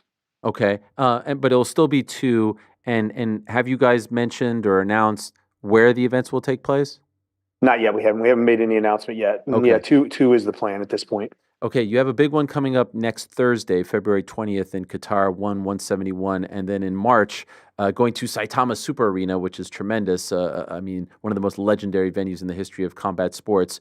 Why should people watch 171? There's a couple of interesting names. Roberto Saldich jumps off the page. Cade Rutolo, who we've had on the program before as well, is an absolute stud. Give us the pitch. Why should people watch this on Thursday? Well, listen, you already mentioned Soldich, and we're not even at the top of the card there. I'm excited for him to come back. Obviously, he's had a rough start in the organization. Yes. He was injured, and he's come back from some injuries, and so now he's finally back on the card. I like the matchup between him and Doggy. I think that's going to be a fun fight to watch for sure. But I'm looking forward to. I mean, there's several fights I'm looking forward to on this card. Haggerty, I'm looking forward to him. But the main event between Jared Brooks and Joshua Paccio is going to be a fun one to watch. They have some unfinished business. Brooks won that first match, and then there was the rematch between the two of them. And the first one went to a decision, but the second one had that DQ where Brooks had ended up dumping Paccio. I don't believe he did it intentionally. I know Brooks. It just is one of those things. He was turning in to throw. Paccio landed on his head. So that one ended in a DQ. That's another rule variation. Is, in one championship, if you pick an athlete up, it is your job to make sure, even if you're not spiking, but to make sure they don't land on their head or neck. So I'm excited about this card. We got good kickboxing matchup. We have some interesting MMA matches on the card in Qatar. That one will be starting at 9 a.m. Eastern in the United States. So it'll be early for our West Coast fans out there, but you can catch that one on our watch.1fc.com and then our YouTube channel as well. And also, I do believe on that card, Bibiano Fernandez is having his retirement fight. Yeah, he Legend. is, as a matter of fact, and that's against Kevin Bellingham. That'll be a fun one to watch as well. I think that one will be entertaining from bell to bell. There's some good matchups top to bottom on this card. I mean, truly, the card, even with Cade Rotolo making another appearance in the mixed martial arts division, not at grappling, that one's going to be a fun one to watch as well. So I think this card's definitely going to start just right out of the gate pretty hot. And in a month, in Saitama Super Arena in March, I'm not a huge kickboxing guy, but I know who Rodtang is. He's the face of kickboxing as far as I'm concerned. There's the poster right there against 3-division K1 champion Takeru Sagawa. That to me is like a dream match, right? It's a match that kickboxing fans have been talking about for years. Yeah, this is one that, like you said, kickboxing fans have been talking about for years, and it's been some time in the making, like getting this thing to line up correctly so that we could get this match done. And it's being done in Japan, and so Rodtang's obviously coming into hostile territory on this one. So that one's going to be fun to watch. Man, listen, Ariel, if you're not a kickboxing fan, watch this match between these two guys, because this one will be a fun one to watch for sure. Rodtang's always entertaining to watch. Also of note on that card, John Lineker in his kickboxing debut, which is kind of fun and different as well. Like Lineker, man, he's just tearing it up. He's tough to stop. I tell people that guy, he hits so hard that when he throws punches at your guard, you're afraid to counter, just for the sheer fact of something sneaking through. Particularly with these 4-ounce gloves, if that one's in kickboxing, it'll be the bigger gloves. But he's difficult to deal with from a standing perspective. And we're not even talking about the fact that he's got great takedowns for MMA, but just in the stand-up arts alone, I really enjoy watching Lineker compete in the stand-up matches. I think going back to Cade for a moment, he's one of the most interesting and brightest young prospects in this sport. His transition from the grappling world to MMA has been great to watch. His brother, unfortunately, suffered this serious injury and has had to pause things. Is there any word on when he might come back? Ty? Yeah, actually, Ty will be coming back on May 2nd, Friday, okay. May 2nd. He'll be in our One Fight Night 31 on Prime Video. And that'll just be a grappling match. He's not competing in MMA yet. I know that there's this anticipation for Ty to come into MMA, because Cade has even said, Ty will probably be better than me in mixed martial arts, but he'll be taking on Dante Leon for the welterweight BJJ World Championship there. So you should be excited about that. He's a fellow Canadian. Yes. I like this. I like that he's coming back, and I want to see him. Not that I don't want to see him compete in grappling, but I want to see how he stacks up with his brother, because I've been super impressed with his brother. I know it's been early days, but thus far, I mean, he has. Are you requesting a matchup between Ty and Cade? No, absolutely. I far be it from me. I'm not going down no Ken Shamrock, Frank Shamrock route here. They seem to be. They're just impressive young men. I like their vibe. Yeah. I like their demeanor, and obviously their skills are incredible. Yeah, I've hung out with these guys during fight week a couple times because you just cross paths. Yeah, we have things going on, and they have a good energy about them. The way that they're training, even before the matches, and it's interesting to see the approach that they take on BJJ as well. Coming from that older generation of training BJJ, it was interesting. Even in the last event that we had with Marcelo Garcia. Competed against him and Ari, and seeing just the generational difference in the mindset of how Cade and Ty, the Rotolos, how they approach their jiu-jitsu. It's quite interesting. I've actually learned a lot just watching them. Interesting as well that we're talking to you this week because there was a UFC middleweight title fight. That's a division that you helped put on the map many moons ago. It went down on Saturday, and Dricus du Plessis actually tied you. He tied your mark for title defenses, so he's now at 3, tied with you, number 4 all time. I'm wondering, do you watch those fights, especially when it's your division, when it's your belt on display, and if so, what do you think of Dricus? Well, first of all, you could have said a couple moons ago, not Okay, many moons fair ago. enough. My bad. My bad. No, I'll catch the highlights. You have to realize, working for another organization, I do a lot of film watch, and particularly when I'm doing commentary, it takes a lot of time to prep for commentary, particularly when you're an analyst, because I don't want to go out there and start talking about game plans and whatnot, and particularly with my history in the sport, and not sound like I know what I'm talking about. So it does take quite a bit of preparation for that. But no, I did catch the highlights of the match, and I mean, he looked good. Strickland looked good at the beginning of the match. He was doing Strickland is impressive because he's so difficult to touch, and du Plessis was having trouble in those first couple of rounds, but then he started frustrating him, was able to get a couple takedowns, landing his kicks. And he just it was just like as the fight went on, it was just like a wood chipper that's eventually kind of grinding down the wood. And it was a good performance by him. So listen, I'm one of those guys that records, if my records are broken, I'm supposed to be forgotten about decades from now. It's the impact that I had on the sport. And like you said, I helped put that middleweight division on the map. And so, kudos to these guys that are breaking records and whatnot. He's a fun guy to watch for sure. By the way, that bums me out. You shouldn't be forgotten. You should be remembered and celebrated. You should be in the front row when the middleweight title is being defended. That was your weight class. I don't want to see that. All that I care about is that my impact is, like, people can forget that my impact was there, and whatever that impact is, if I have an impact on your life personally because I'm a good human being, or the impact that I had on the middleweight division for a sport like MMA, it'll be there forever. And whether or not people mention my name, like, I'll know what I did, but when I'm dead and gone, I'm not, like, these things that happen here, I'm not even going to care about them because I'm no longer here. Sure. But I'll be chilling in heaven watching it. This reminds me of a question Mike Tyson answered before his fight against Jake Paul when a young reporter, like literally like a 12-year-old, asked him like what you want your legacy to be. And he's like, what the hell is legacy? Legacy is nothing. One day I'm going to be dead and that's it. So why do people talk so much about legacy? Sounds like you kind of feel the same way. I'm not. I listened to his interview when he said that, and I'm not negative like that about it. I mean, it's awesome to have an amazing legacy. I don't want to be caught up on being remembered as if that's the most important thing to me. If I can make an impact on someone's life, like, just from a different kind of legacy. Side note on this, but I had a podcast for a while, and I had a gentleman on my podcast. His name was Kevin Hines. He was a Golden Gate Bridge survivor of attempted suicide.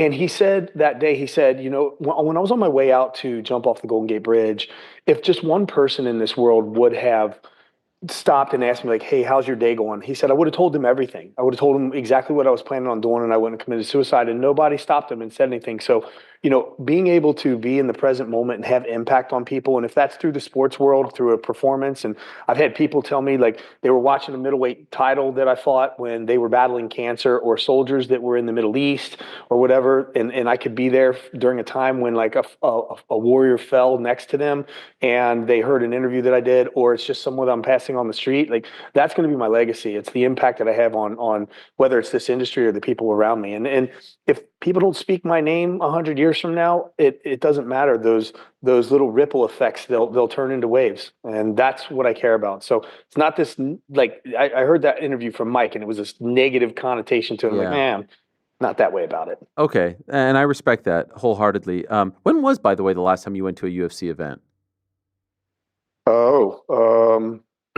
Probably sometime around the last time I fought. It would be 2012-ish, 2013, maybe, somewhere in that time frame. No, like, any particular reason why? Sometimes we'll see like legends sitting around or going to events. Any particular reason why? Oh, no, there's no. I mean, other than the fact that I particularly, I'll give you an example. In 2023, I made 11 trips to Southeast Asia in 10 months. That's a 34-hour trek each way. So I'm essentially a day and a half of travel. when you do that, I mean, and you're flip flopping your entire body, and then you come back and you unflip flop it. And when you do that 11 times in 10 months, it will wear on you. So your desire to travel and say, yeah, I'd love to get on a plane and go do this thing really begins to diminish. And so that between that and being at events for one championship, that's the primary reason why I have a good relationship with UFC. Dana and I have talked several times since I've retired, and obviously they inducted me in the Hall of Fame as well.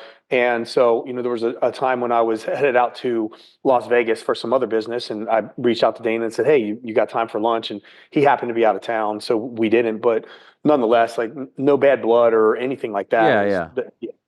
I just I get somewhat, and this is maybe more on me. Like this week we found out about Dominic Cruz retiring, right? And there's an era of guys, and he was maybe a little bit before you when he really like came into his own. But I have such great affinity for your era, and I don't. And there's so many new fans, and I think that's great. I don't want to be like the old crusty guy being like it was better and back in 2010. But I want people to know who Rich Franklin was and who David Loiseau was, one of my favorite fighters of all time. I kind of secretly didn't like you because you beat Loiseau. He's from my hometown, and I was like, damn it, that would have been awesome to have a Montrealer win a belt. Later, it happened not too long after in GSP. But the point is, like, how many of these new fans know about those fights and those moments and Charles McCarthy and Nate Quarry and all this stuff? And I think it's important because I think in other sports, by the way, the NBA, Major League Baseball, NFL, they do a great job of pumping all that old stuff, when it's the Super Bowl or when it's the All-Star game, and I think it's very important. And maybe that's on me in this chair to keep talking about these fights and these fighters. I want you guys to be remembered. I'll sit here and I can complain too. Like back in my day when we trained, we used to walk uphill to the gym both ways in snow. And these young kids nowadays, they just have it so easy. Like I could be that guy if I wanted to, But no, I'll say this: I had a buddy that sent me a text the other day and said, "Hey, they did something on the middleweights in the UFC on Saturday, I think it was, or whatever." And he was like, "You want to come over and watch this?" And I was like, "No, I don't want to watch myself on TV with you." But so they still do put these things out.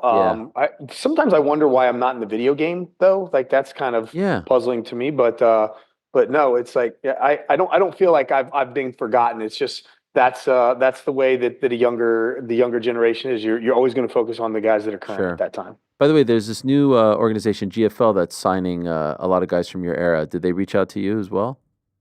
No, not yet. They haven't. Okay. If they're going to. Are they trying? Are you interested? I mean, look, I'm 50 in that window. If I was interested, that window is closing pretty quickly. I could be under the right circumstances, the right kind of money, the right kind of opponent. I could be definitely talked into a match for the right decimal place as well. But I wouldn't. I'm not hungry like I was when I'm 25. I could probably get my body through another camp or two, but I'm not like that grind when you're 25, 30 years old. Like you don't have it at this age like you did then. So, but it would be fun, the camaraderie of being in a camp and focusing on that target or that goal. I enjoy doing that. That approach that I took to fighting is the same kind of approach that I take to my job, to whether I'm commentating or if I'm going to speak to a commission. If I go into a commission meeting and they're not receptive to my talk, then I go out and I'm kind of like, man, it's like losing a fight. Like, what did I do wrong? Let me go analyze the tape, so to speak. And so I have that kind of mindset. So it's still applicable to a fight career. Your role reminds me a lot of Mark Ratner's role, especially when he came over to the UFC, because he was tasked by Lorenzo and Dana to try to get them approved, get the sport approved by all these commissions. Have you ever, those moments there where you're like ready to go, you're ready to win someone over and it maybe doesn't work your way? I'm wondering if you have any kind of relationship with Mark and because I'm sure he's been in those spots as well, kind of a unique spot to be in to try to convince these old guards about how to deal with that, how to deal with the commissions. Yeah, keep in mind when the UFC was going through all that, I was still competing for the organization, so I was helping as an athlete at that time. There were plenty of times where I spoke to the Associated Press, and I did quite a bit of media work because of we were at that time, MMA was trying to break the mold of being the barroom brawlers or whatever, right? And I was a high school math teacher, so I was exactly what the UFC needed. I spoke well in front of the media. I could communicate good talking points about safety or whatever it was that I wanted to talk about. And so that, like, I was part of that process, and I feel like it's just like life comes back full circle because I'm doing a similar thing because at that time, when you think about the mindset of MMA, I remember when I told my dad that I was going to quit teaching in 2002, quit my teaching job, and the thought of earning a living in MMA was just like mind blowing to somebody because the sport just wasn't established.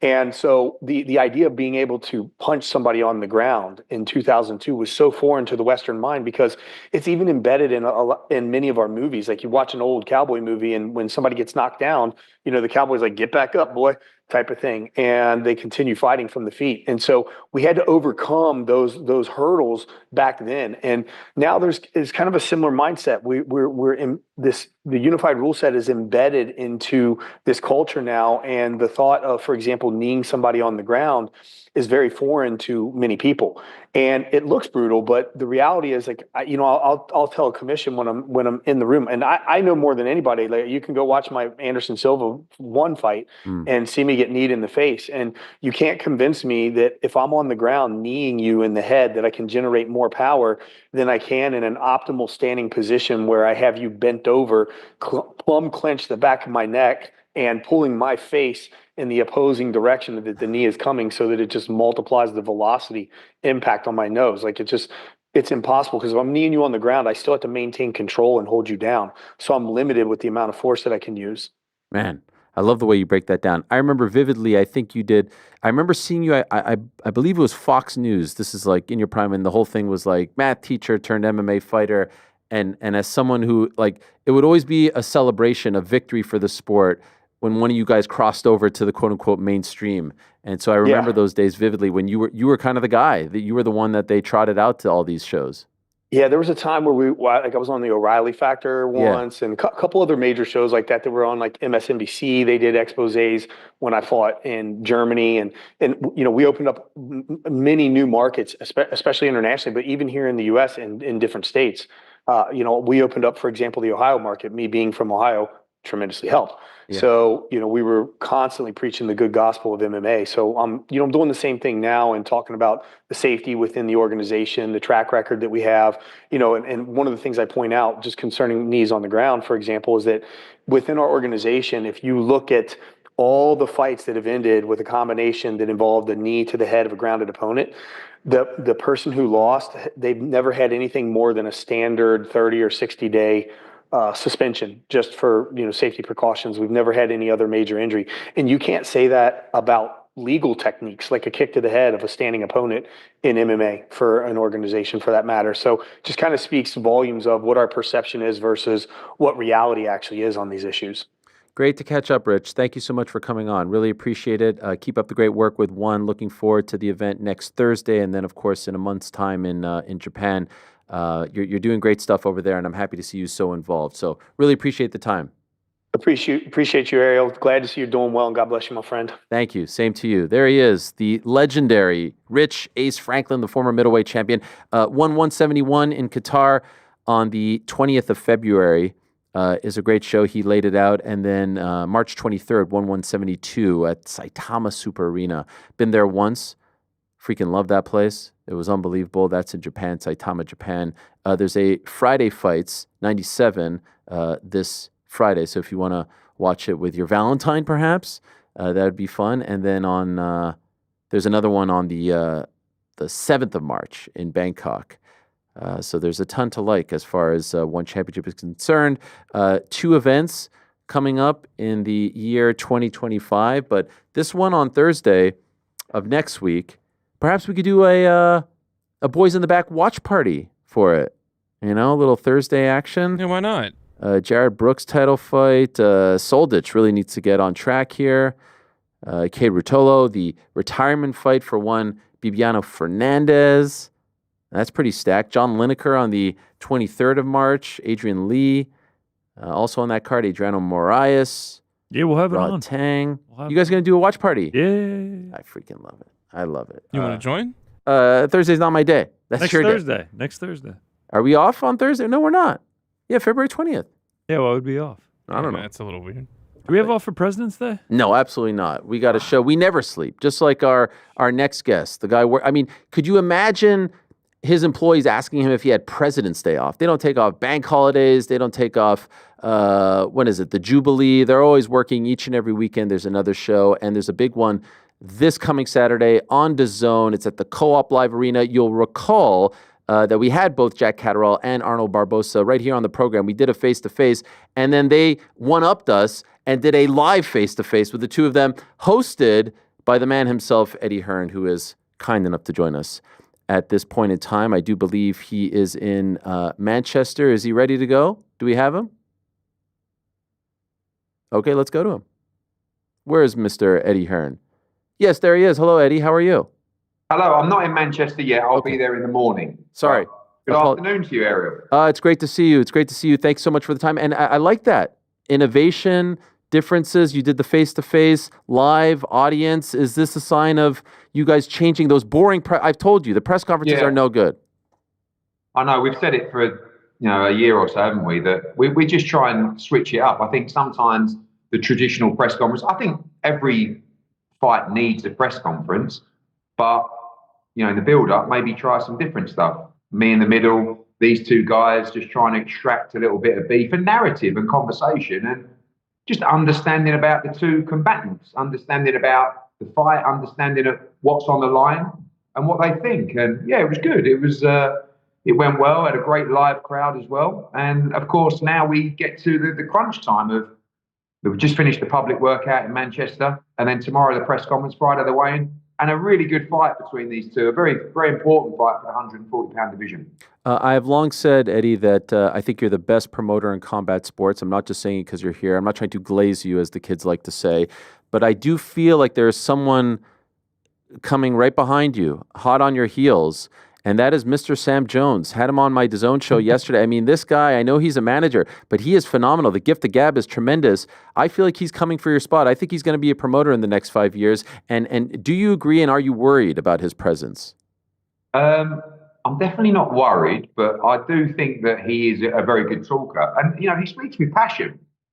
I think a lot of the time, I'm a salesman, I'm a marketeer, but really my ability to speak comes off my passion for boxing and my passion for the events and my excitement around the events. And Sam is a guy who has bundles of energy for boxing, very good manager as well, and obviously a big weekend for him. So, yeah, I think, being a promoter does, you do require more than just the gift of the gab, but certainly it helps. And, you need to be able to hold a floor. You need to be able to tell the story.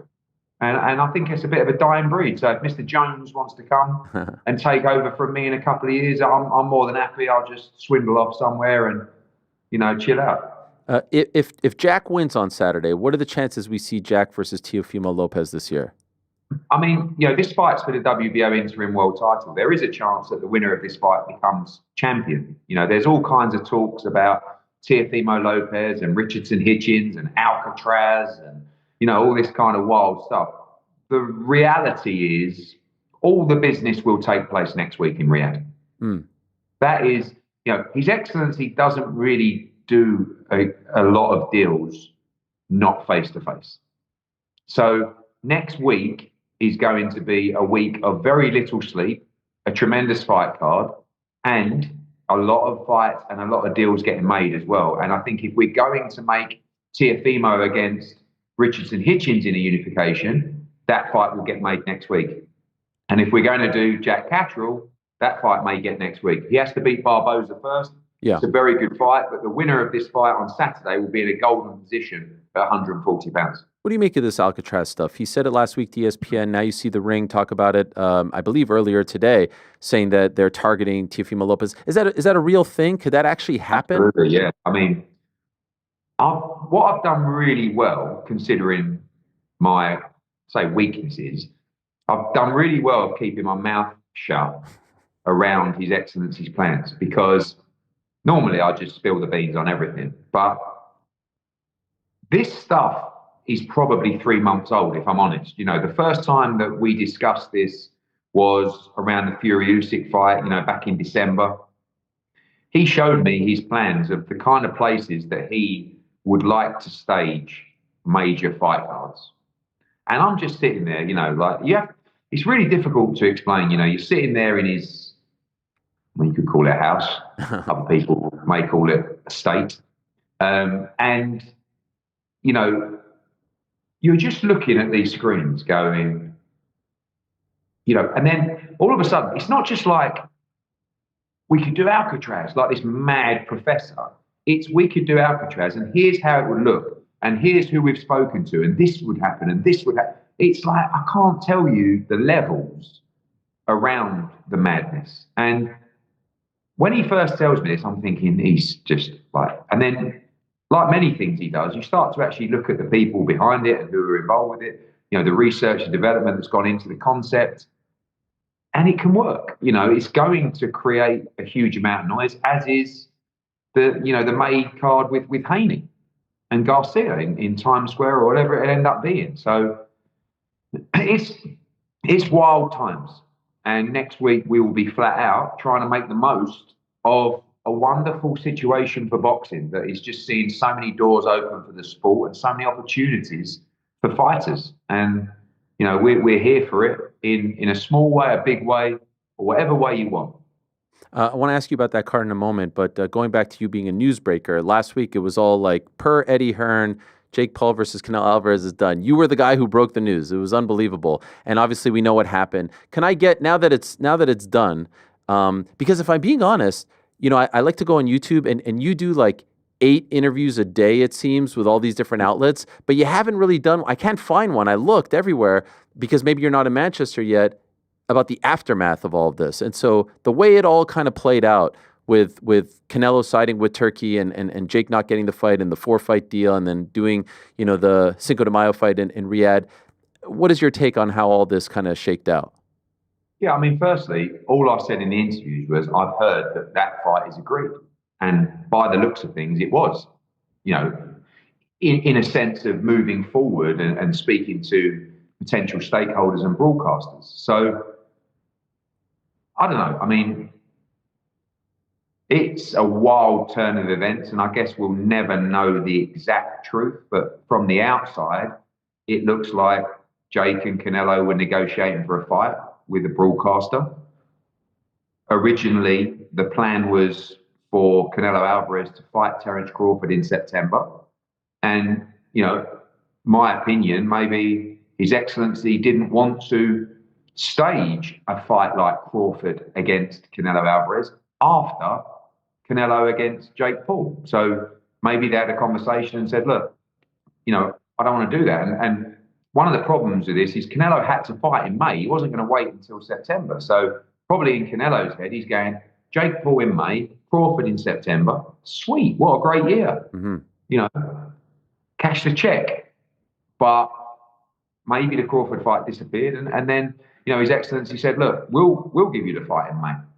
And sort of mapped out a schedule. And whether it's 2, 4 fights, whatever it is. And, I think that what His Excellency does very well is he does map out that roadmap for a fighter that you work with. So it's not just like, you'll fight in May. It's you'll fight in May. And if you win that, you'll go on and fight in October, November against this guy. And then if you win that, it's kind of like fantasy boxing where, it's like, Teofimo fights Hitchens. And then if the winner moves up, they fight Boots. And then, Haney fights, in May, and Garcia fights. And if they win, they fight each other. And it's just like, and I think fighters like that. They like a plan mapped out for them. And clearly, Canelo Alvarez liked the plan that was mapped out for him.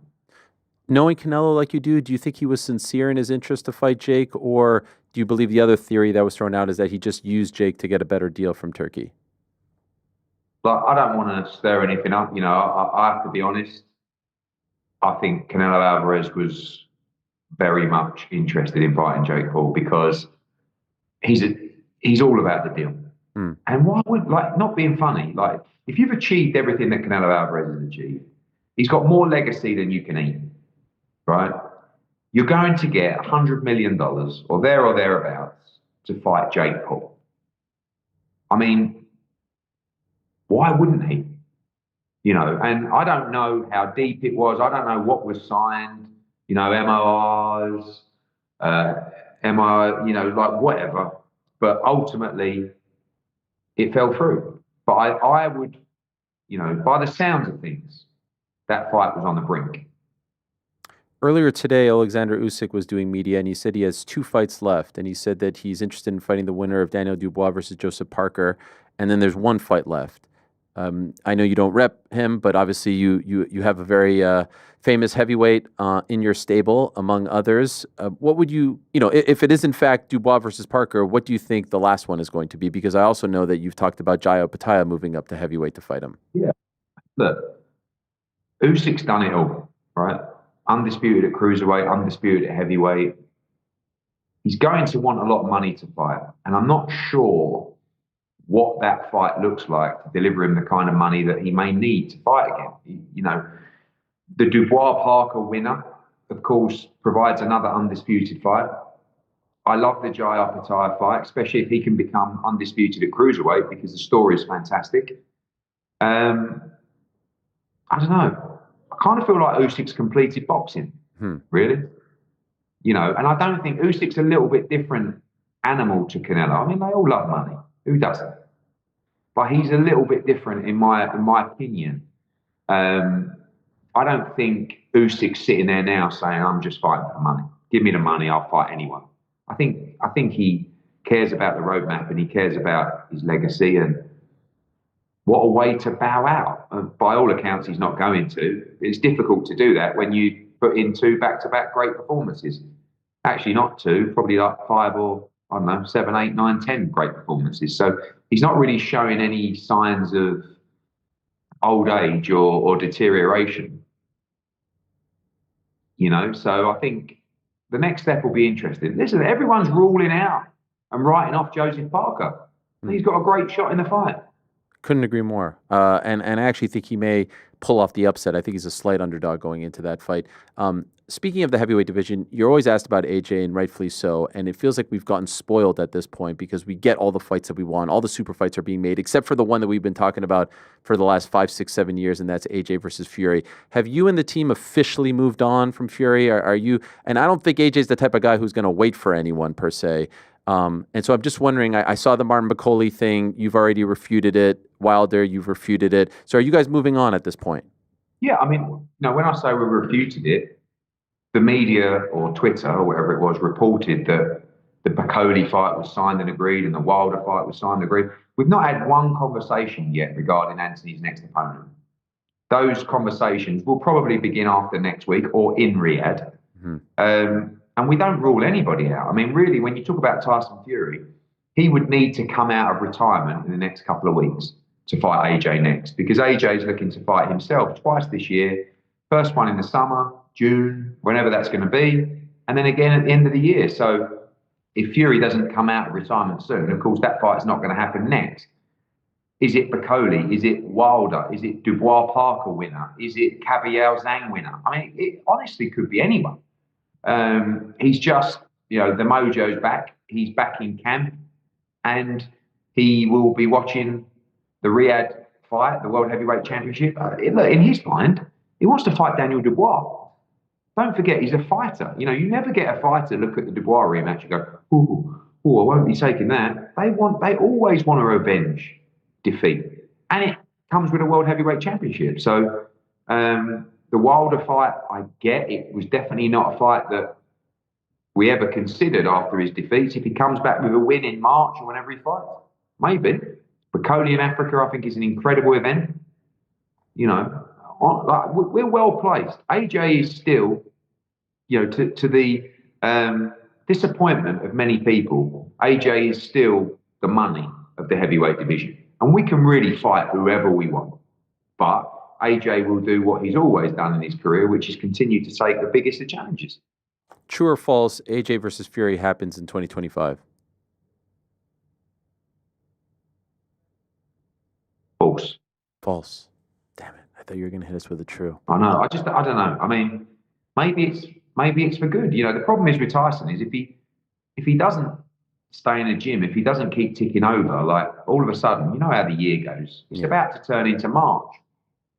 March becomes June. June becomes September. The year's over for a fighter. And I don't think AJ is going to be fighting. I mean, how many fights has AJ got left? 2, 3? It's around that kind of number. Okay, so I'll hit you with this one. True or false, Katie Taylor, Amanda Serrano 3 happens in 2025? True. Oh, yeah. Well, that's exciting. Yeah. I mean, I've got to be honest, I'm not going to go into it too much because that's my big mouth. But, I've actually been having some pleasant conversations with Nikisa and MVP about a number of stuff. But, around this fight, it just makes so much sense. And, the opportunity bouncing off the platform and the numbers that it did last time, there is a very good chance that we see that fight next. I think fight fans deserve it. I think Amanda Serrano deserves it. She's given us 2 epic fights against Katie Taylor. Both fights were razor-thin decisions. Katie deserves everything. So the talks continue. We'll have to see. But I'm confident you see that next. The state of this lawsuit between you and Jake, where does that stand? Ongoing. But, the more you talk, the better things get. Okay, so perhaps a resolution in sight? I'd always prefer a resolution. You have to protect your name and you have to protect your company, especially when it's a family business that's been built over 40 years. But also at the same time, we would always rather move forward with people than have, roadblocks into doing potential fights and business. The one thing I'll always say about MVP and Matchroom and Nikisa and Jake is despite that issue, we have continued to do business and we've continued to provide opportunities for our fighters, particularly Katie and Amanda. Like in a boxing scenario, that lawsuit, that issue could have actually meant you don't even talk, let alone make a fight. So, I think that's a real plus point of the work that we do and fair play to them as well. They've always kept the business cordial and we've done good business together. And hopefully we can make another epic fight. Amanda and Katie could fight 10 times. Yeah. Every fight will be a fight of the year contender. So, that they are approaching the end. There's no doubt. But the quality is exactly the same. There are reports that the NFL is going to stage a game next year at Croke Park, and I've seen some people say, like, Eddie and Matchroom deserve an apology. They deserve an explanation. How could they pick the NFL over Katie Taylor? When you see this, what is your reaction? Well, it's not just how can you pick the NFL over Katie Taylor, it's the cost delta of the NFL versus a Katie Taylor event. But look, boxing has always been punished by the, I won't even say middle and upper class because it's not. It's the government, and it continues to be punished not just in Ireland but in England and Britain because they don't understand the sport and they don't understand what the sport does, not just in the community but the reach that it has. People just look down their nose at boxing, and they continue to do it at that level, at government level. And, they look at an NFL event and they think, right, why don't we spend 15 times more to bring an American sport to Dublin rather than one of our greatest ever athletes in an event that will go down as the greatest event in the history of Irish sport or boxing. But I get it as well. Look, you're talking about the NFL, it does drive, huge tourism to the region and everything is, there's a mathematical equation behind every government decision like that. But the reality is no one ever fights for boxing. And that's the same here. No one's out there in the government. Actually, there is an MP, Chris Webb, shout out to him, who's taking the conversation to Parliament and we'll be there soon to back that up, to say, I think we need to look at this sport and actually what it does for the community and how it can tackle the negative mindset of the next generation, which is causing our country a huge amount of problems with gang crime and knife crime and violence. And They just don't get it. And sometimes, people will look down their nose at the sport, and clearly they fancied the old American NFL instead of one of their own. I did hear the GAA say that she's not going to fight there in 2025 and accused you of, quote, megaphone diplomacy. Did you hear this? Yeah, I mean, they're actually probably just not happy that I spoke out and told the truth.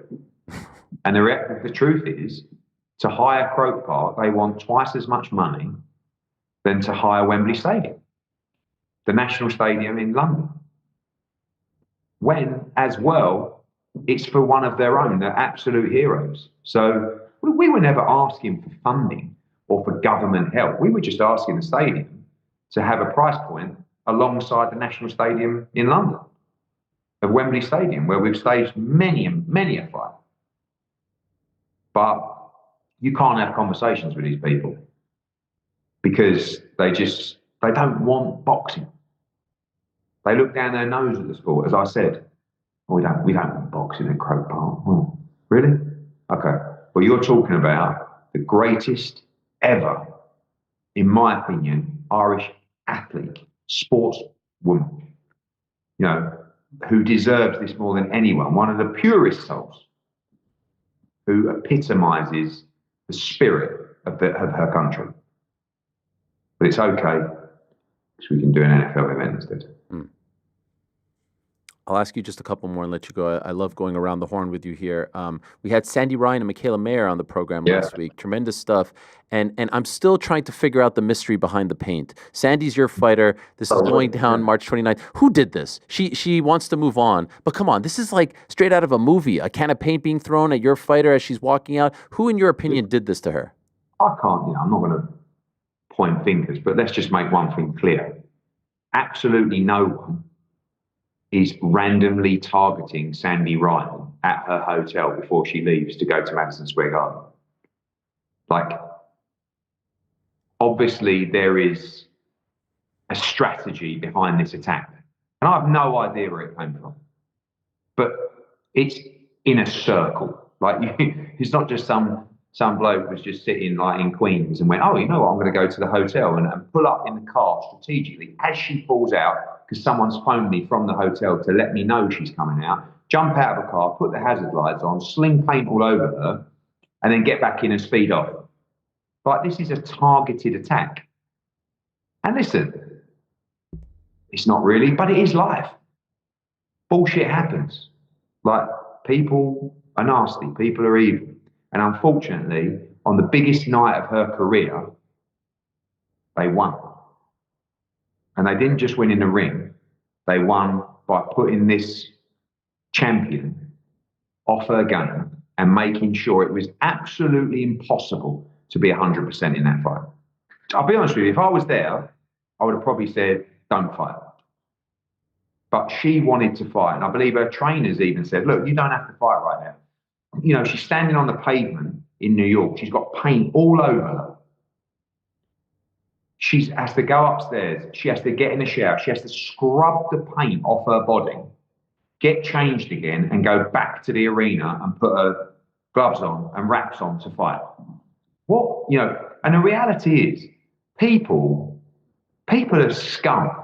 People are disgusting, because what they can't have is happiness for anybody. She has worked her whole life to become world champion. She got the opportunity to fight at Madison Square Garden, headline at Madison Square Garden. And people couldn't even let her do her job, right? So now, and by the way, the fight was tremendous, amazing. Now, I'm so happy that she gets another bite of the cherry. Las Vegas, headline. And thank you to Top Rank, because, there was no rematch clause. So we took that chance. It was a great opportunity last time, but it wasn't fair, because there is no way she could have been 100%. So I'm a big believer in karma. And whatever happened that night, God will repay us with what we deserve. And that will be a thrilling fight. And I believe Sandy Ryan will win that championship back. And when she does, it will be sweet. Respect to both. Two tremendous fighters. But something went down that night that is completely wrong. and just not fair. Straight out of pro wrestling. Never seen anything like that before. Speaking, this weekend is a great weekend of boxing. Not only your show on Saturday, there's a Golden Boy show later in the evening on Saturday night, but the Top Rank card here in New York is phenomenal. And Keyshawn Davis is at the top of the bill. And I would love to see Keyshawn versus Andy Cruz because they have that great history. Is there any chance of this happening? I see him moving up the ranks in the IBF rankings, but I'd love to see that fight. Could we see that this year if he wins? Keyshawn's a great fighter. He's a great personality as well. He'll beat Varancic handily on Saturday. When you look at the lightweight division, the king of the lightweight division, in my opinion, is Shakur Stevenson. Right? The fight with him and Gervonta Davis is one of the great fights that has to happen in 2025. He also has to get past Floyd Schofield next week, but all being well, that's the fight we should make. Keyshawn and Shakur will never fight each other. They're very close. Right. When I look at the options at 135, tell me a better fight, tell me a greater narrative, tell me a better build-up, tell me a greater fight of history than Keyshawn against Andy Cruz. Because Keyshawn is a competitor. And Keyshawn knows that they boxed 4 times in the amateurs. And Keyshawn could not lace Andy Cruz's boots. Right? Now, everyone says that the amateurs are the amateurs and the pros are granted. Still boxing. That is a brilliant fight between 2 tremendous young fighters. And all we've got to do is just keep getting Andy up the rankings, hopefully into a mandatory position for a world title. But I believe, normally you duck Andy Cruz, right? I think Keyshawn's got more about him than that. I think Keyshawn will want to fight Andy Cruz. Because otherwise, Andy Cruz will call Keyshawn Davis his son for the rest of his career. That was tremendous. By the way, another true or false. Tank Shakur. You really think that happens in 2025? True or false? Honestly, Ariel, right? Shakur, I was with him last night in London sparring. I love this kid. I think he's one of the greatest fighters of our generation. He's got 28, 3-division world champion already. He's not even got out first gear. Gervonta Davis, amazing fighter. So exciting, big draw. That's the fight. Who else can Gervonta Davis fight? That's for the king. That's for supremacy at 135 pounds. Now you've got Keyshawn Davis in the mix. Now you've got Andy Cruz in the mix. It's an amazing division. But Shakur against Tank is one of the great American fights. Oh, yeah. And I believe our man wins wholeheartedly. So, yes, let's get through Floyd Schofield next week. Zepeda in the summer, Tank at the end of the year. That's the year we want for Shakur. Okay. By the way, your guy, Dmitry Bivol, getting another crack next week against Artur Beterbiev. I see some people saying if Bivol wins, you got to do the trilogy. I say hogwash. We've seen it twice. It was great. I want Benavidez versus the winner of that fight. What do you prefer? If your guy wins. I mean, look, as long as we get the win, it's going to be a very tough fight again. 2 amazing fighters. And, if Bivol comes through, maybe Canelo steps up at some point and fights him for the undisputed at 175.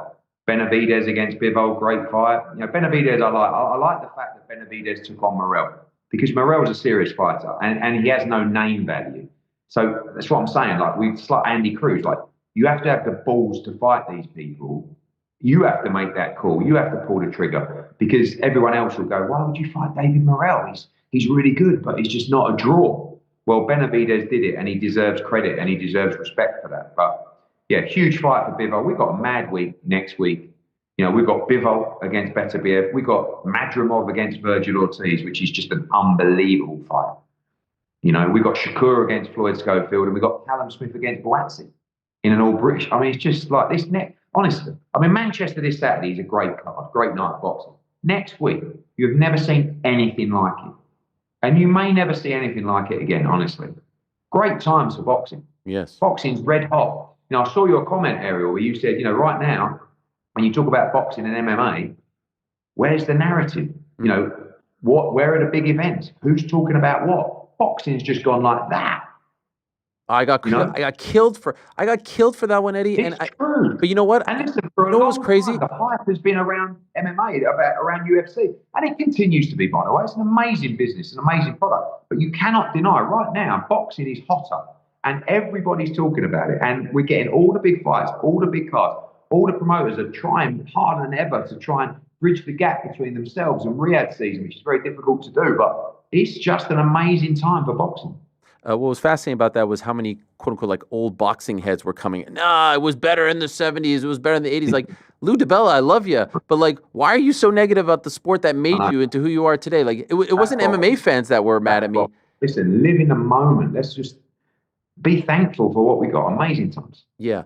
Two last quick ones. By the way, speaking of that amazing time that we're in, you think your friends at TKO are really getting into it? Are they finally going to do it? You think so? Yeah. Good. Another amazing shot in the arm for boxing. Bring them on, right? Bring them on. They're going to get rid of the Ali Act, too. Listen, don't matter. We're up for it. We're in it. We're game for the fight. We're up for working with everybody. And life is good. And last one, be honest. When they announced, and you probably knew long before, who am I kidding? But when you found out that Frank and company were coming over to the app, right? He slagged you off when you made the deal with DAZN, right? What is it? Some app? No, our fights are on broadcast TV. Did you send him a cheeky text? Did you make come on? You don't have to. You don't have to. You don't have to say anything. You just have to know that many years ago, we made the move to the app. Dead Zone. Yes. That is now the place of global destination for boxing that every promoter in the world is begging to be a part of. And guess who went on there first? One. More the merrier, top rank, PBC, whoever. Come on board. This is the ultimate offering for fight fans. And I'm very proud of everything DAZN's done. Well done.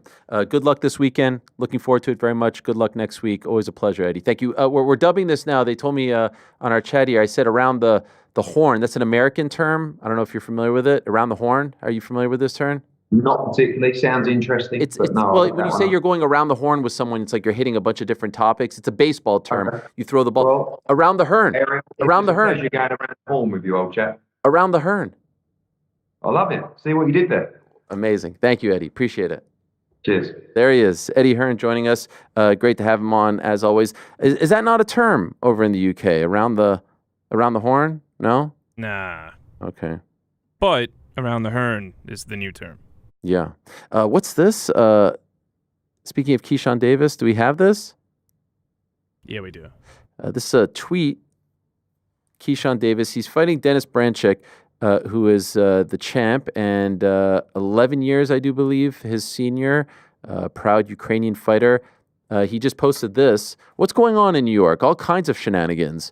First, Sandy Ryan gets a paint can thrown her way. Dennis Branchek and his team sent this to my room. I never thought bro was racist, but this fight just got a little more personal. Here's a snack for all those, what does that say? High jumps? Stay energized, business wom, because his name is Businessman. They gave him bananas? And watermelon? Come on. Legit from his team? How does he know? Also, is that his room number on there? What's going on in New York? I mean, can we calm down here for a second? Geez Louise. Great face-off, which we will show you after our last interview of the day. There's a lot of heat between those two. If you're in the New York area, go to the theater this weekend. That's the theater right next door to MSG. Abdullah Mason, one of the best prospects in the sport. Jared Anderson coming back. Vito Milniecki on the card as well. Nico Ali Walsh on the card. I might be forgetting someone as well, but the main event is a great one. I'm actually unavailable. I would love to go to this card, but unfortunately, I shall be watching on ESPN Plus and not in person. Now, one of the big stories this past weekend in Australia was the UFC debut of Ilia Topuria's brother. Yes, his older brother, Aleksandre Topuria, finally coming over to the UFC, and we've been waiting quite some time for this. He was supposed to debut last year. He put that plan on hold to be there for his brother as he was en route to capturing the featherweight title, but then we finally got the debut on Saturday evening, Sunday in Australia. He was successful, and he is well on his way now. He's kind enough to join us from all the way over in Spain. Let us say hello to El Conquistador himself, Aleksandre Topuria. How are you, my friend? Good to see you, and thanks for coming on the show. Thank you. Congratulations on your debut. Has it sunk in? You're officially a UFC fighter as well. It feels good, man. There was a lot of talk, obviously a lot of tension, a lot of buzz because of your last name. Let's not kid ourselves. And so I'm wondering, how did you not put that pressure on your shoulders? Because you are not your brother. He has his life, his career. You have your own. But of course, because of your last name, there was so much attention on you. Yes, like you said, because of my last name. So, but I think I handle it very good. And the reason is I think it's the hard work for sure. I worked hard, so I just concentrate in the hard work. I had a tunnel vision and just had focus in my opponent. So yes, I think I handle it very good. What did you think when they booked you against one of Volkanovski's guys, and now all of a sudden it's not just the last name, it's the history with your brother and Volkanovski? It's like, enough. You know, they're really leaning into this. Colby Thickness, great young man as well, but it seemed like there was a lot there for a debut. Did you kind of wish that it was against someone else? Absolutely not, Ariel. Who was my opponent? Colby, yes, like you said, Colby was my opponent. So I before, to me it doesn't was some new scenario having Volkanovski in front of me, you know. And the last time we had him like opponent, we get the job done, thanks God. And right now he doesn't was my opponent. He was just in his corner.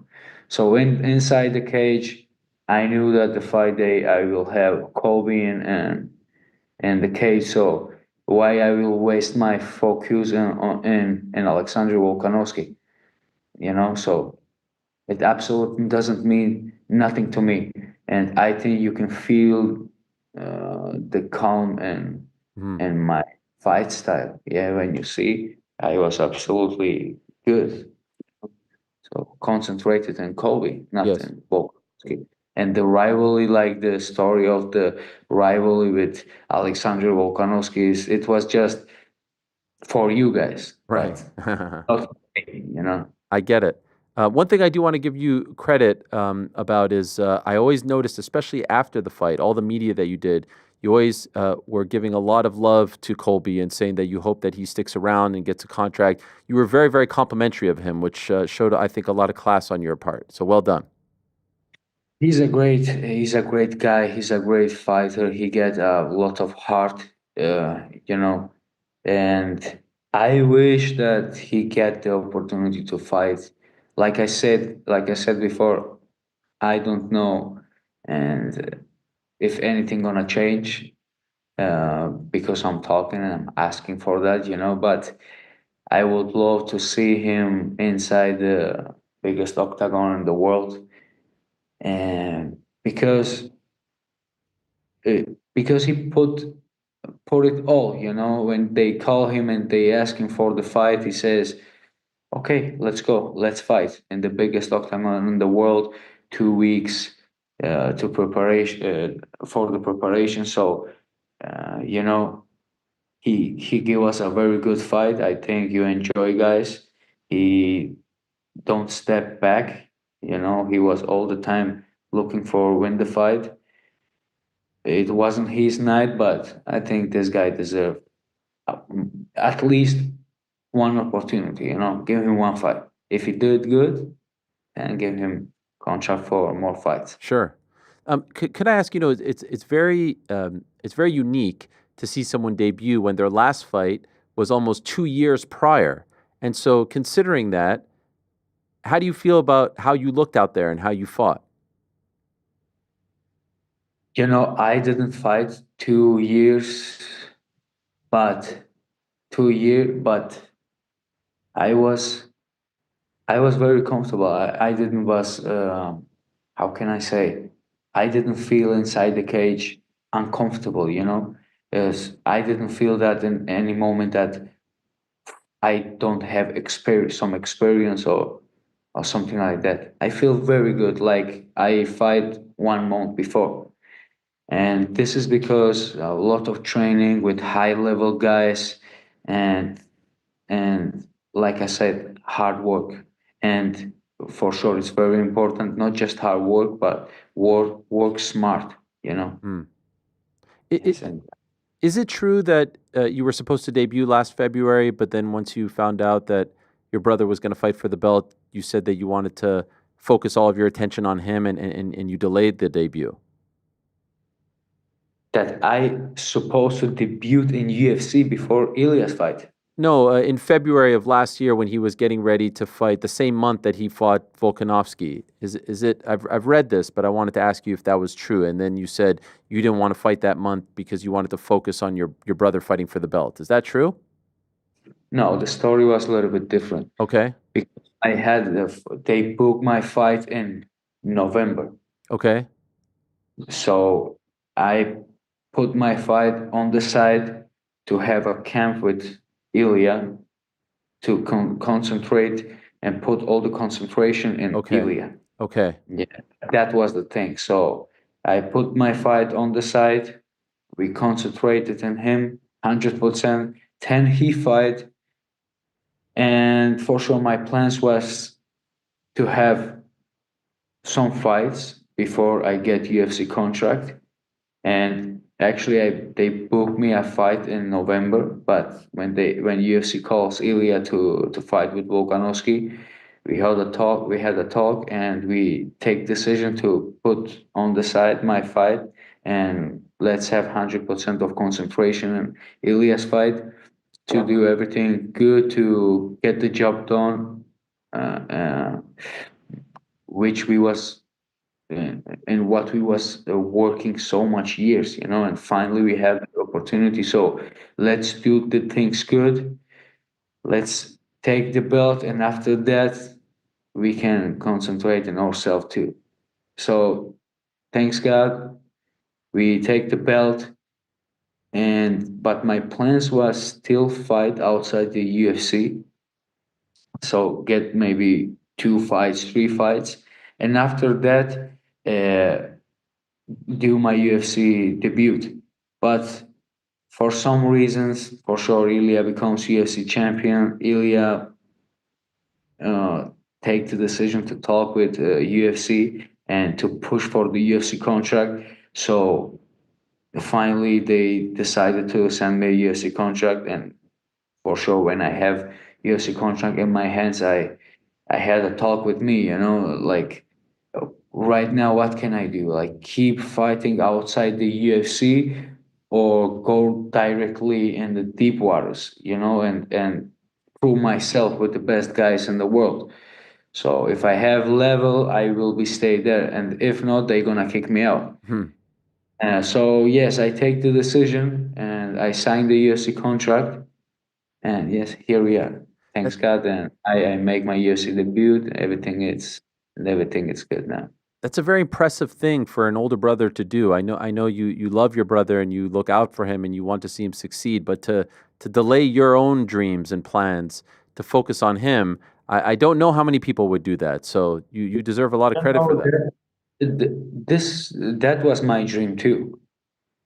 So I don't consider it like I put my dreams on the side, because to see him become UFC world champion and the best guy, the best fighter in the world, it was my dream too. You know, so long time. My little brother, like this is crazy. And if I have to do it one more time, I will do it without any problem. You know, it's like it's all fight. You know, it's all dream.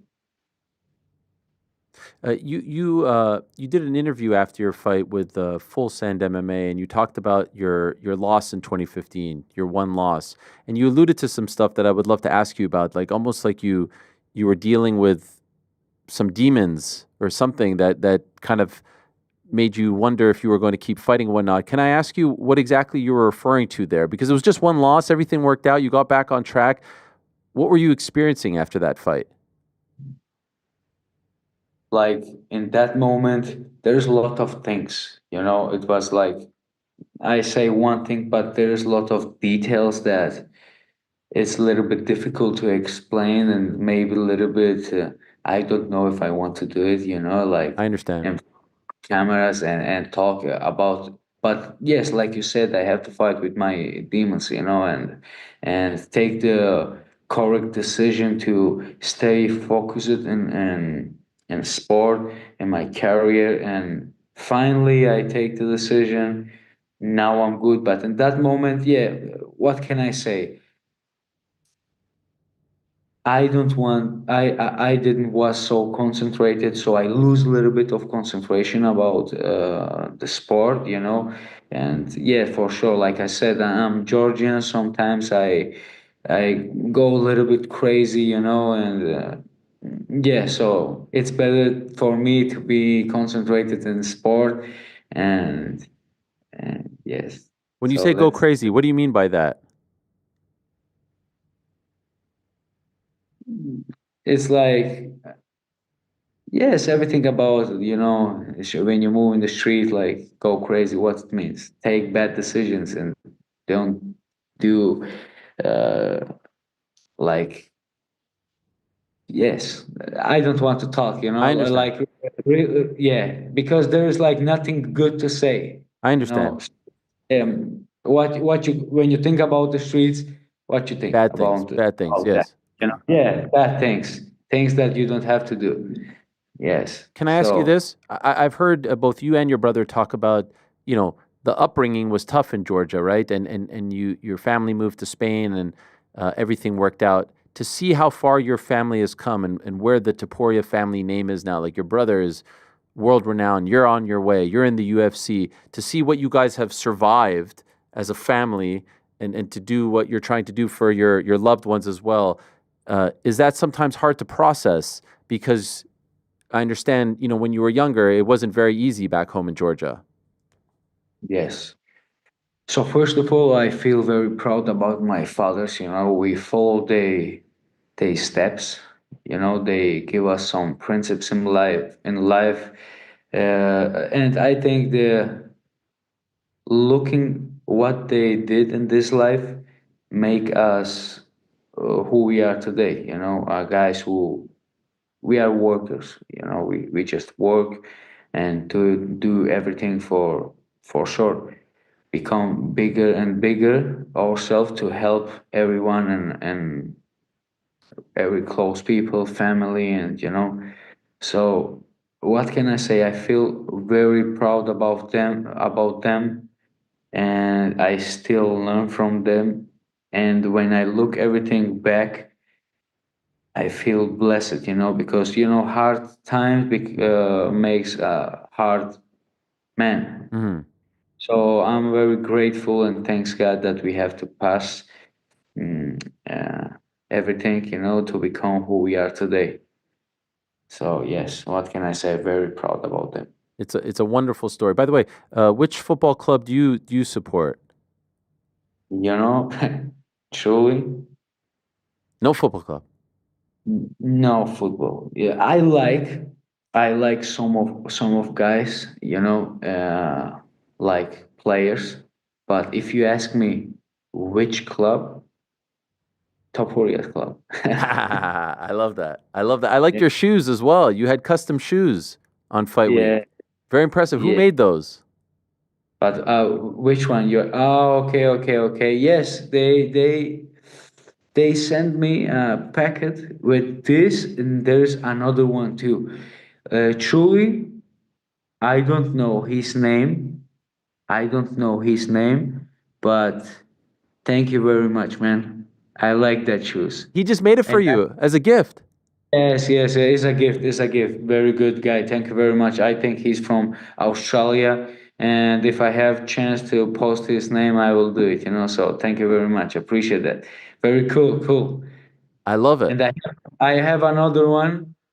He sent that one, and he sent another one in white with Georgian and Spain flag. Wow. I think his name is Ciccio Customs. CICCIO Customs. Let's go. Yes. Thank you very much. And by the way, it was great to see all the support that you had from, obviously your team, your brother, Merab. Did you know, by the way, that Guram, he works on our show? He's here.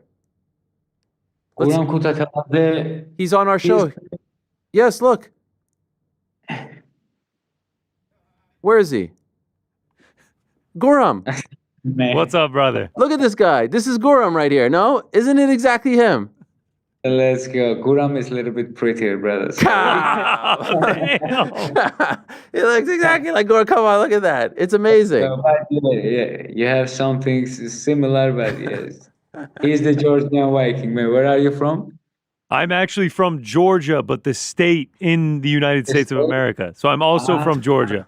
All right, I'll take this. I'm the ugly Guram. I'll take this. Oh, no, that's good. You're good too. That's amazing. What about this Henry Cejudo, by the way? Do you see this guy? He said you were fighting without intensity, and then he changed his opinion. Did you see his tweets? This is him on the night. He said, the biggest favorite on the card, and he fought with no intensity. I wasn't too impressed with Aleksandre. He spelled your name wrong, Topuria, in his 312 debut. But then a couple of days later, he writes, Aleksandre Topuria was dominant in his UFC debut, showcasing his striking ability and landing this impressive suplex to close out the round, just like his brother Ilia did in his debut. So what's up with Henry? He's changing his opinions on you. Wow, truly, I didn't see this. This is the first time I see. Actually, today he put some video. I follow in social media, Instagram, and it doesn't makes me feel bad if somebody don't like something about this is fight game.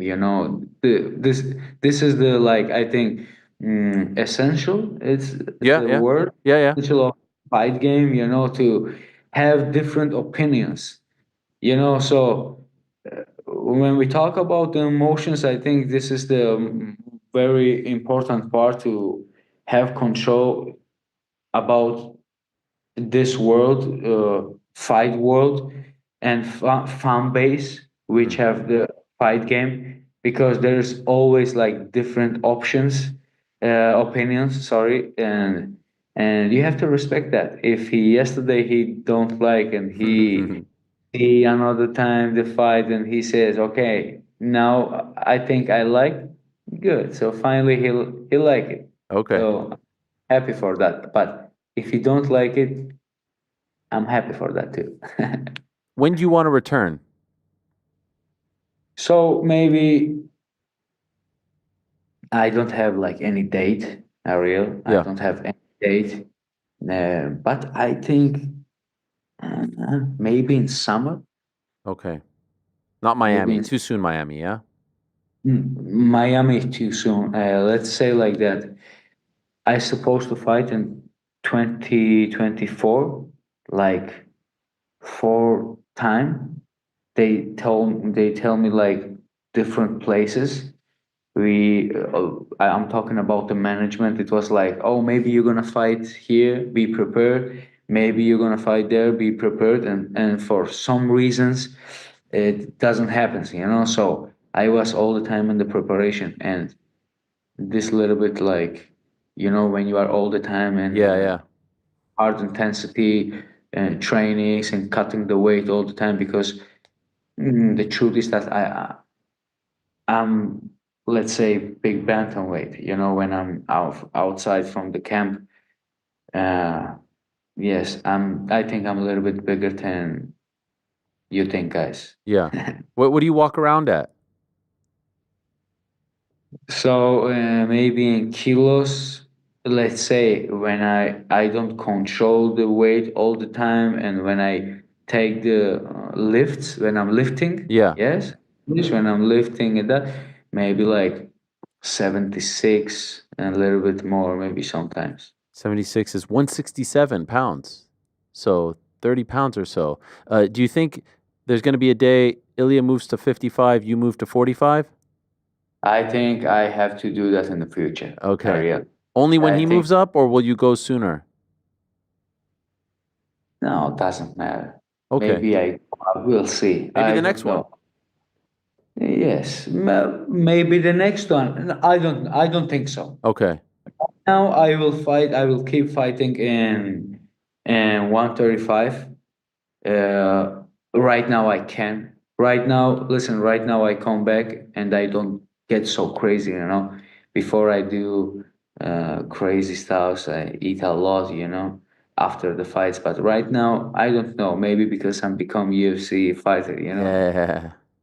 Get a little bit like different point when you are a UFC fighter. You become like more professional. Like when Yes. when you play in champion leagues. Yes. Yes. Now Yes. Do you have a preference who the next opponent is? to say somebody, some name, I don't know. Maybe Henry Cejudo. I like it. I like it. He's got a fight coming up in 2 weeks, but after that, no problem. You're ready for the Cejudos? You're ready for those guys, in your opinion? Yeah, yes, Ariel. I think that I'm ready, man. If you ask me, yes, I love think it. I'm. I love it. I like the fact that you're taking your time. You're not trying to do anything crazy, but that you want to fight these top guys. Why not? Right? For sure, I'm here for that, Ariel. Yes. Why I'm here if not? For sure. That's the goal, to fight with the best guys in the world. You know, that's the goal. Let's not even talk about the belt. Yeah. The intensity about fighting with the best guys in the world and prove yourself, and yeah, I think that's what makes me feel like the reason why I want to fight.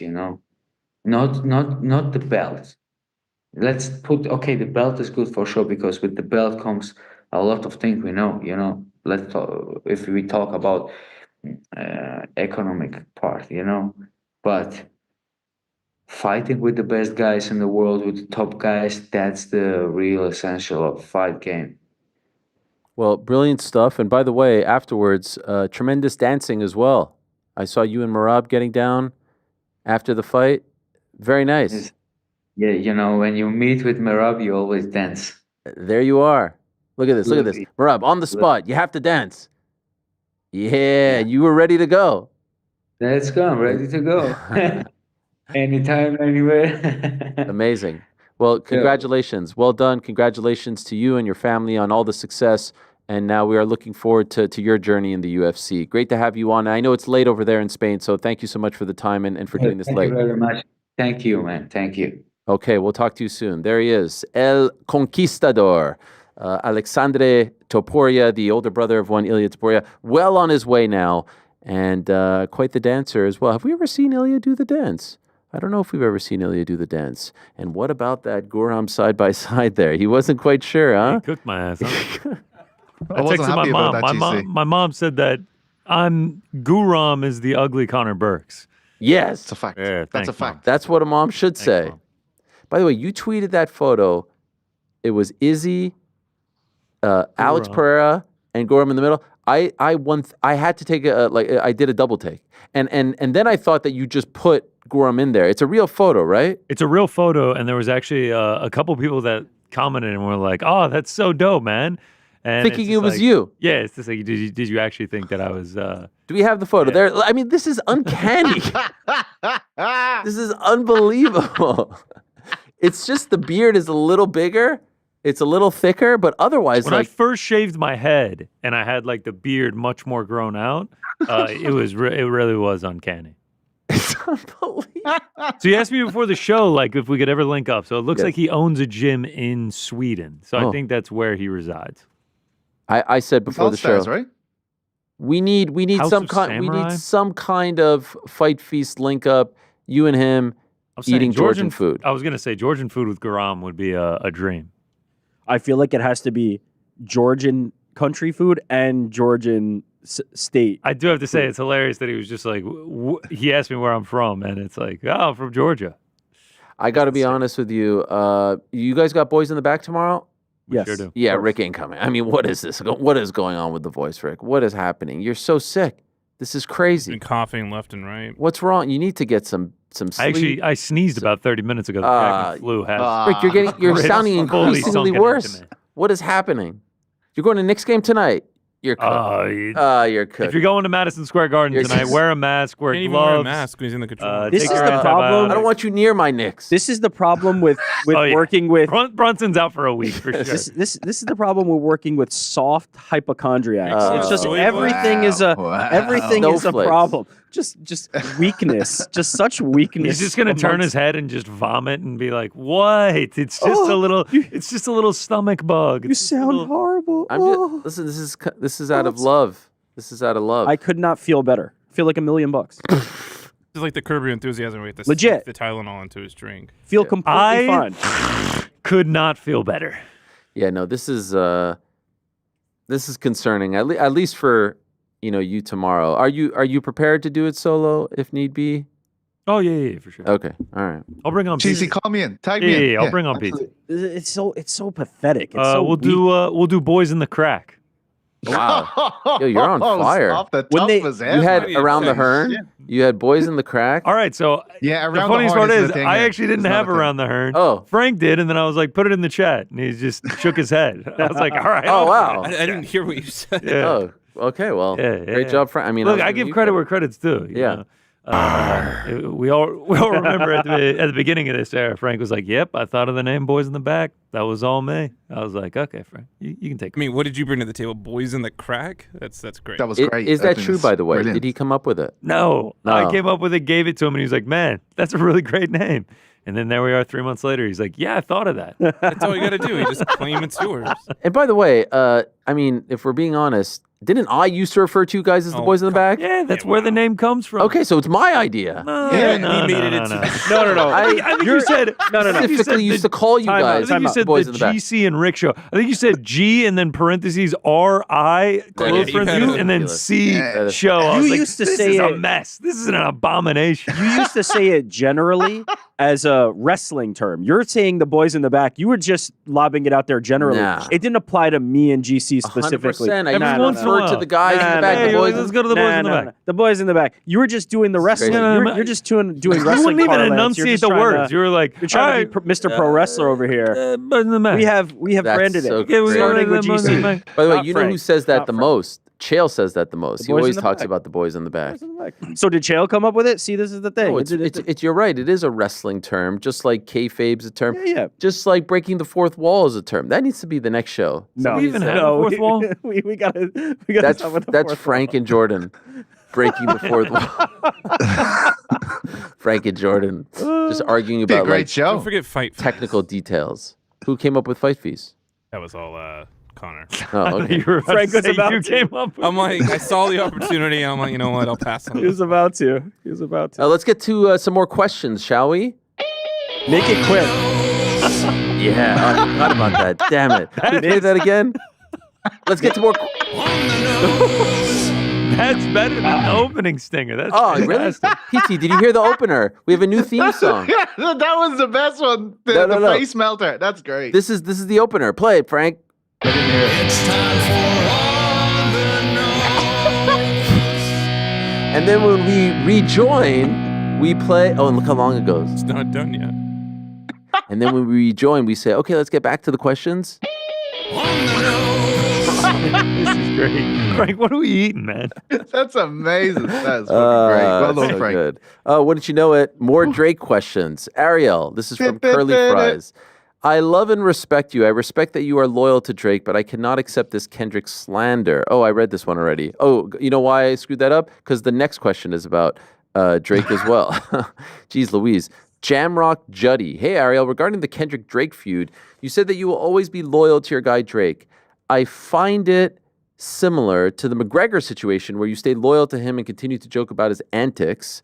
I don't think I joke about his antics, but fine. And how, quote unquote, great he is when he shows up for BKFC. I don't think I say that as well, but nevertheless, my question is, if Drake is indeed found guilty or more evidence surfaces regarding his unusual behavior with underage girls, would you still support him? No. Jesus. And I've said that as well. That's These questions, man. absurd. It's a matter of separating the art from the artist, just like enjoying McGregor's fights without denouncing but denouncing his actions and his character. Don't forget that Drake does have guys in OVO and on his payroll that have been found guilty of heinous acts, including harassment of minors. Drake has not been found guilty of anything. It's been said in music videos. And how many times have I said, in all honesty, if any of this is true, I'm done. By the way, just like I ain't listening to Kanye West music right now or allowing my kids to get Yeezys because the dude is selling t-shirts with swastikas on them on his website. Yes, I do draw the line. But as far as I'm concerned, Drake hasn't. And can I just be honest with you guys? It's all a bit of a bit. Like, I don't really care. You're all taking it a little too seriously. It's not that serious. Kendrick's great. I like his song. Dun, dun, dun. It's not enough. Dun, dun, dun, dun, dun. It's not enough. This is all just a bit? I have no idea what that song is. This is so high level. That's the bit. Break in. Rick, can you explain them? Can you explain to them? The bit is so high level. That's what. Yeah, that's what I'm saying. It's not like Kendrick Lamar. Yeah, that's like 40. Rick knows there are people who go on social media and they go like, "Oh, it's just so high level. It's so intellectual. It's artistic. Just you have to watch it 10 times." It's like in their defense, the bar is pretty low. So many layers. I had to watch it 11. I had to watch it 11. Oh, it's such picking up the phone as if you're doing the selfie video. Yes, it's the halftime show was just so intellectual. What do you want? What do you want? Metallica next year? No, fuck off. It's not about that. It just was a meh performance, okay? Like, we could keep it real here. It was What's meh. funny You just don't understand. You don't get it, Did man. you rewatch You don't get it. It was high. No. It was the high level. What's funny? It is- only hit me 16th watch. That's when it all came through to me, all the nuance. It's was funny just because so- there's so many people who have said the same thing as you, but now you're kind of the poster boy for it. You have taken this on. It doesn't matter how many times you have to watch it, Pete. It helps if you mute Once it you and finally watch it. understand it, yeah. you get it. I think I'll never stop fully understanding it. You No, know what I mean? no. That's a good Something I'm point, gonna come Frank. back If you to, watch yeah. it, And then you muted- get commentary on Serena Williams and all this stuff. It's like, guys. It's like a David Lynch film. Yeah, That's what it it's was like, it's not that R.I.P. deep. If all you right? start Dark Side of the Moon at the same time that it comes out, it's brilliant. It's not that But then deep, people guys. will be like, "Can we just hear that concert Golly. instead?" White Whale Holy Grail. Sub, can we get UFC Countdown inspired show ahead of the massive GC versus Brady Averon bike battle? I want to see some training, hear what the coaches are saying, and get the feel for whose head is in the game. Is GC soaking his feet in gasoline, swimming with rocks? Is Brady getting that gorgeous bod inked with more panty-watering tats? Golly, we need. I should really start. I need a pre-read, in dude. advance. This is fanfic. We What is need this? the answers. Also, get the promotion going. GC deserves some pay-per-view points. Are we going to get this? Are we going to get? Yeah. There will be an official promo, some sort of embedded type esque series ready, but we need a date. No contracts have been signed. Nothing has been locked up. The kid's due tomorrow. Yeah, right? due tomorrow. Kid's supposed to come tomorrow. Is that literally really? Yeah, he said February 13th. That's right. Yeah. I forgot. So he has until tomorrow, and then the excuses to start not making sense. Once he has the kid, then the excuses can really start. Yeah, we'll give him some, like a 2-3 week grace period. I've been training though. Yeah, 2 to 3 I've been in there. All right. I've been in the gym. Someone asked me, was it Assault at work biking. last week? You know that? It was like, Sean Brady's in on this. Is he sponsored by them as well? And I was like, no, man, this is serious. Yeah. This is a blood war. Don't Have ever. you been lifting, PT? You're looking. Non-stop. Yeah, you're looking sculpted yourself. You should, it's because I'm going to do the back shave tomorrow Oh, yeah, on you're Friday. getting ready. That's And you right. got to get it ripped. Are you doing that on camera? It's not enough space. Your shoulders unfortunately. look gigantic right now. Don't worry about it. I'm on steroids. Okay, yeah. You know. 'Cause he's not in a control room with someone who's sick. He gets to look. Yeah, healthy. Can we speed I this don't think up? Rick I'm not sounds feeling good. bad. I don't think Rick sounds that bad, man. Yeah, no honestly. shit. I'm fine. Wow. That's the thing. You got a little bit of brown on your nose there, Pete. Yeah. Sounds like he's got the. Heard it there. You sound heard it great, there. boss. He sounds like he's got the suds. Big Money asks, hey, what up, Ariel and gang? While studying the downfall of the Kansas City Chiefs and their Strickland-esque Super Bowl performance, you nailed it. I couldn't help but think, if they had just listened to the GFL Protect Your Neck theme song for pregame warm-ups and in the locker room during the overrated halftime show and repeat, would all of this have gone down differently? Also, for New York Rick, would you rather get DDP versus Hamzat or Eubank versus Ben in 2025? Thanks, boys. Go Bills. Wow.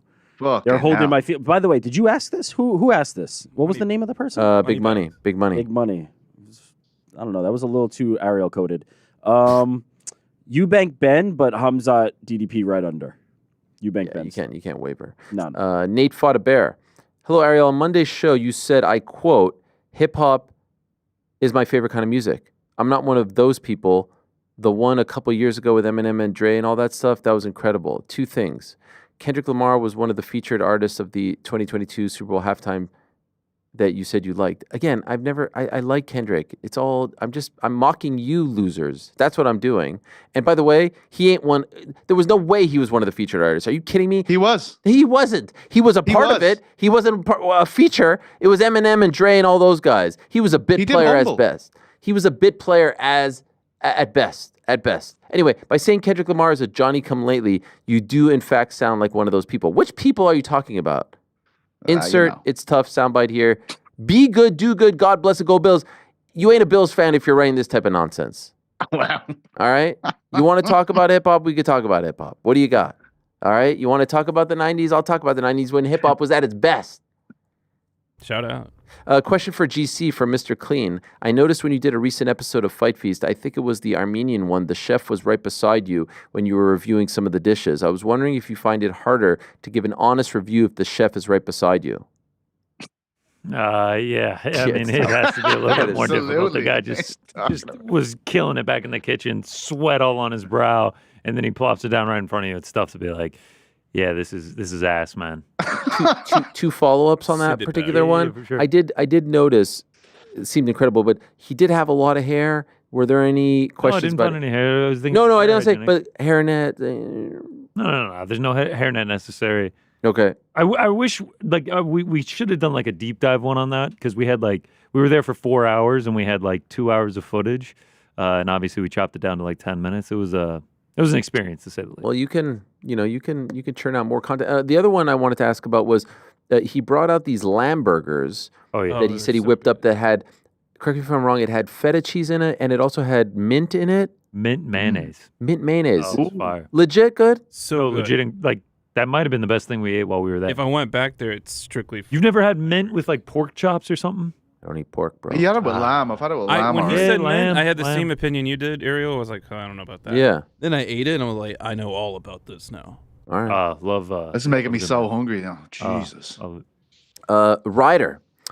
What's up, Ariel and the boys? For each of you guys, will you be watching the upcoming season of Tough? No. Come on, man. Yeah, did you see DC got the yellow jerseys? Those are sick. Yeah, sick. He has Julius Creed of WWE fame on his team. Who else? He had Bob Cook there. He had Chiesa. Oh yeah, Michael Chiesa. Who's on Team Sorry, you Chill? all watch this. No, apart I from saw. me.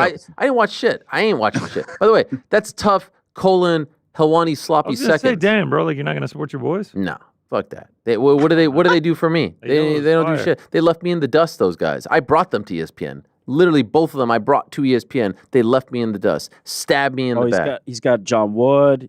Oh, got Rosendo. nice. Oh, this is DC. Yeah, we're talking about DC, right? No, yeah. Who does Chael have? Yeah, He has Colby? I don't know. Those yellow jerseys are fire. Did Chael post a picture of his crew like DC did? Who knows? Anyway, by the way, we have a nice comment from Ariel Helwani on DC's Instagram post where he revealed his coaches. Yes. Sorry I couldn't make it. Got you next time, big dog. So yes. Wasn't Chael saying he was going to bring you into? Do you have like mental tips to everybody? It's Chael. It's DC. It's Frank. It's who else? Are we Team Chael or are we Team DC? They're all the pallbearers. Yeah. Who else? There's someone else. Who else is there? I don't know. The Bills, he said. The Bills, the Knicks. No, not the Knicks, right? Because we still want the courtside. We still want the courtside. That's right. Yeah. I'll be there tonight watching them Knicks. Courtside? Shut up. No, not quite. I don't got it like that. This guy is saying he's going to be on Team Chael. Anyway, this is from James. Hola, Ariel. I read a report that the main event of WrestleMania Night 1 could be CM Punk versus Roman Reigns versus Seth Rollins. I don't want to see no triple threat. I'm not a big fan of triple threat main events. And I don't know. It will be an insane match, but do you think CM Punk finally main events WrestleMania should be in a random triple threat? No. Wouldn't he have won Rumble if that was the case, right? Well, no. So Jey Uso, and I don't like Jey Uso against Gunther. I'm sorry, Bubba Ray. I don't like that either. You win the Rumble, you go for the biggest title. So it's like they turned the great moment, and then they kind of said, oh yeah, we're gonna go the predictable route. Like the way to go is he wins the Rumble, he goes for Cody's belt, and now he's gonna go for the secondary title, and the winner of the Chamber is gonna get the Cody belt match, and they're gonna main event night 2. Not feeling it. I had high hopes for this one after WrestleMania 40, with The Rock involved and Roman and this and that, and I think it will work out. I kind of feel like it should be Punk versus Reigns with the Paul Heyman story. But something missing. I did see Ricky Starks make his NXT debut. Anyone see that? People are going crazy over that. I missed it, man. Yeah. Next time. Yeah. Anyway, we move on. Matt Mo, sup, Ariel? Who is at fault in your recent collision with the high school girl? And is your car insurance going up? Golly, Matt. Yeah, I mean, you really know. Thanks for asking. Yeah. I was wondering it, but I didn't want to ask. Don't say anything that your lawyer wouldn't suggest you. No, it was completely her fault. And look, she's a high school kid. She's like, win or learn. These things happen. Insurance is doing great. Currently have a rental car, a Ford Expedition. Nice. It's a big car. Wow, it's like a boat. That's a big thing. yoke, yeah. You slap her on the back. You were like, "Hey, get over it, be kid. okay. Win or learn, kid." I remember my first kid. It's like, yeah, sure, we're on the side of the highway, and you're shaking, and you're nervous, and I have to talk to your mom, and God knows where on the phone, and my kids are wondering what the hell happened. And I said, listen, these things happen. Them's the breaks. Win or learn. All right. Well, the breaks is what she had a problem with. So win or learn. In this case, did you win? No one won. Can It you was imagine a if you- lose-lose. Like, was a called the learn. mom and she was a A learn. fan of the show, and she's like, Ariel, what are you doing? Well, can I tell you, legit? This is a shoot. The mom said we have to call the cops, and I wanted to get to my kid's soccer game. That's why. Well, that was it. There's nothing more to say. No. Finish that thought. That's why we fled the That's why you scene. Yeah. moved past Nah, there was no stop sign. And I said, like, we could just exchange information and all good. She's like, no, we got to call the cops. Like, golly, That's why I ran the red light. so- Blamed it on So the I TV. call Fucks with 911, fans. and I kid you not. Oh, what's your name? What happened? And I said, Ariel Helwani. He's like, oh, Ariel, big fan. I was like, yeah, I swear. Another fender bender, Helwani, huh? It's a weird thing, man. It's a weird thing. I had to get like an Amex business card, Yeah. and you got to tell like a lot of information about that. And the guy, like, we're past like social security number, address, this and that. And he's like, by the way, I have to ask, are you the guy who interviews the wrestlers? And I'm like, God. come on, really? That's just one of the Just security gave this guy your whole entire life, and he's like, yeah, I know that Oh, guy. love the Punk interview. Yeah. Golly. I think that was one of the security questions. They ask everybody. Oh, okay. There's all right. got to be like you probably have to be qualified for some kind of like service where you're allowed to give different names or somebody does it on your behalf. How could you do it? I don't know. I don't know how that would work, but there has to be. There's no way somebody is like signing up for credit cards for Tom Cruise or some shit, and it's just like, oh, Tom Cruise, yeah. That's a good point. Yeah. There's just no way. There has to be. Do you some travel under secret- a different You name, just have Ariel? to get into the Illuminati. Yes. I don't know how you're not in there yet. We need to get in and figure out how to. First, I need to get Nick's courtside ticket. You Okay. I need to be travel a under part a of it. different name? Yeah, absolutely. Wow. I'm not gonna tell you what Hotel the name rooms, is. etc. Yeah, I'm they just don't want- saying. We can guess what it is. Point. Yeah, for sure. This is incredible. Matt Chiwiwis, hello Ariel and crew. So the Israel versus Kelvin fight, UFC Hall of Fame induction, kind of caught me a little bit off guard. So I was wondering if you can think of any historic UFC fights that have yet to be inducted or should be inducted into the Hall of Fame. Interested to hear your thoughts. I have a couple that come to mind. Velasquez dos Santos 3, UFC 166. Ronda Rousey versus Holly Holm, 193. I don't know if they're ever going to induct that one. I maintain Carlos Condit versus Robbie Lawler should be in the Hall of Fame, UFC 195. Oh yeah, absolutely. Is Robbie Rory's in the Hall of Fame? That was last year, I think, right? Because Rory Yep. didn't show up. That was it. Yep. Is Chael Anderson 117 in the Hall of Fame? Yes, That yes. was also. Has to be. Yeah. That was no. That might have been last year, and that other one might have been 2 years ago. But that just recently went. Gustafson against Jones. That was, I think, the first one actually. I think that's in. Yeah. Oh, first one ever, huh? I think it was. They did one Hua of the Henderson as well, didn't they? They They've did done that Hua one. Anderson. It's a lot of like modern era fights. Mm. You know what I mean? So what are you suggesting? Like, Oh, no, I'm even, just saying. Like, can I get a like a Hoist Gracie versus Ken Shamrock? Okay, Can I so you're get some? talking like really go back. Yeah. But as Czech far Congo, Pat Barry should be in there, man. That was wild. Scott Smith versus Pete Sell. Remember that one? Oh yes, that was the big yeah. Remember that he was hit More the pretend to be ending injured. than- body shot, and then he came and he went bang. Yeah. I know, but it was more just that ending. It Okay, wasn't can I throw another one? Matt Serra GSP won. I mean, that was legendary. But is it too one-sided for? I feel like none of these fights are that. They're not just the best finishes. It's back and forth. Diego and Gilbert Melendez. Yes. That was an incredible. I mean, fight. there's probably like a ton of Guida fights that you could put in there. There were some really sick ones back in the day. By the way, Diego, GC, you went into the vault and I was you going to watched some say, old should we BJ throw Penn. BJ Penn, Sean Shirk, BJ Penn. Man, I'm jealous. What'd you think? Jealous watching that. What's the verdict? Yeah, it was great. It was great to go back and watch. I mean, the broadcast, like just seeing it so old school. They're talking about weighing in at 11 stones. You still got Rogan on there, though. You still got Bruce Buffer. Herb Dean was the referee in some of them. It's just crazy how far the sport has come since these. Yeah, I mean, BJ was a killer. Like he is stoic in there. The elbow that he lands in the Stevenson fight, just the blood is just insane. And then he hits the licking of the gloves at the end of it. The flying knee where he calls the own fight. Yeah. I think that was the Shirk fight where he calls the fight. Yeah, it's great. I mean, it's awesome that like these really old fights you can just type it in on YouTube and you can get the entire fight just like that. This is a really good stopping point. I suggest we stop here on the BJ Penn. This is the perfect place to end. I've looked at the old Tapology. We don't need to look at anything else. We don't need to look into his Instagram, his personal life, the rest of the fights. This is perfect. Let's right here. I mean, the flying knee in the Stop Shirk button. fight is insane. Stop button. Did you hear his entrance music, GC? Because that's a big part of it. Nah, The entrance they music. all start with like the Yeah. tail of the tape and them like standing in the cage. Oh, so good. Beautiful. But by the way, okay, so now that you've seen some, and I know you didn't live through it per se, but this take that he's the greatest lightweight. I don't know. I don't know. Like I didn't live through it. I don't know how good all of his opposition was. I don't know like all of these. I don't think he was the greatest lightweight. I think he may This have been sounds the pretty best at his peak. I do not think he was the greatest lightweight. Okay, who's that?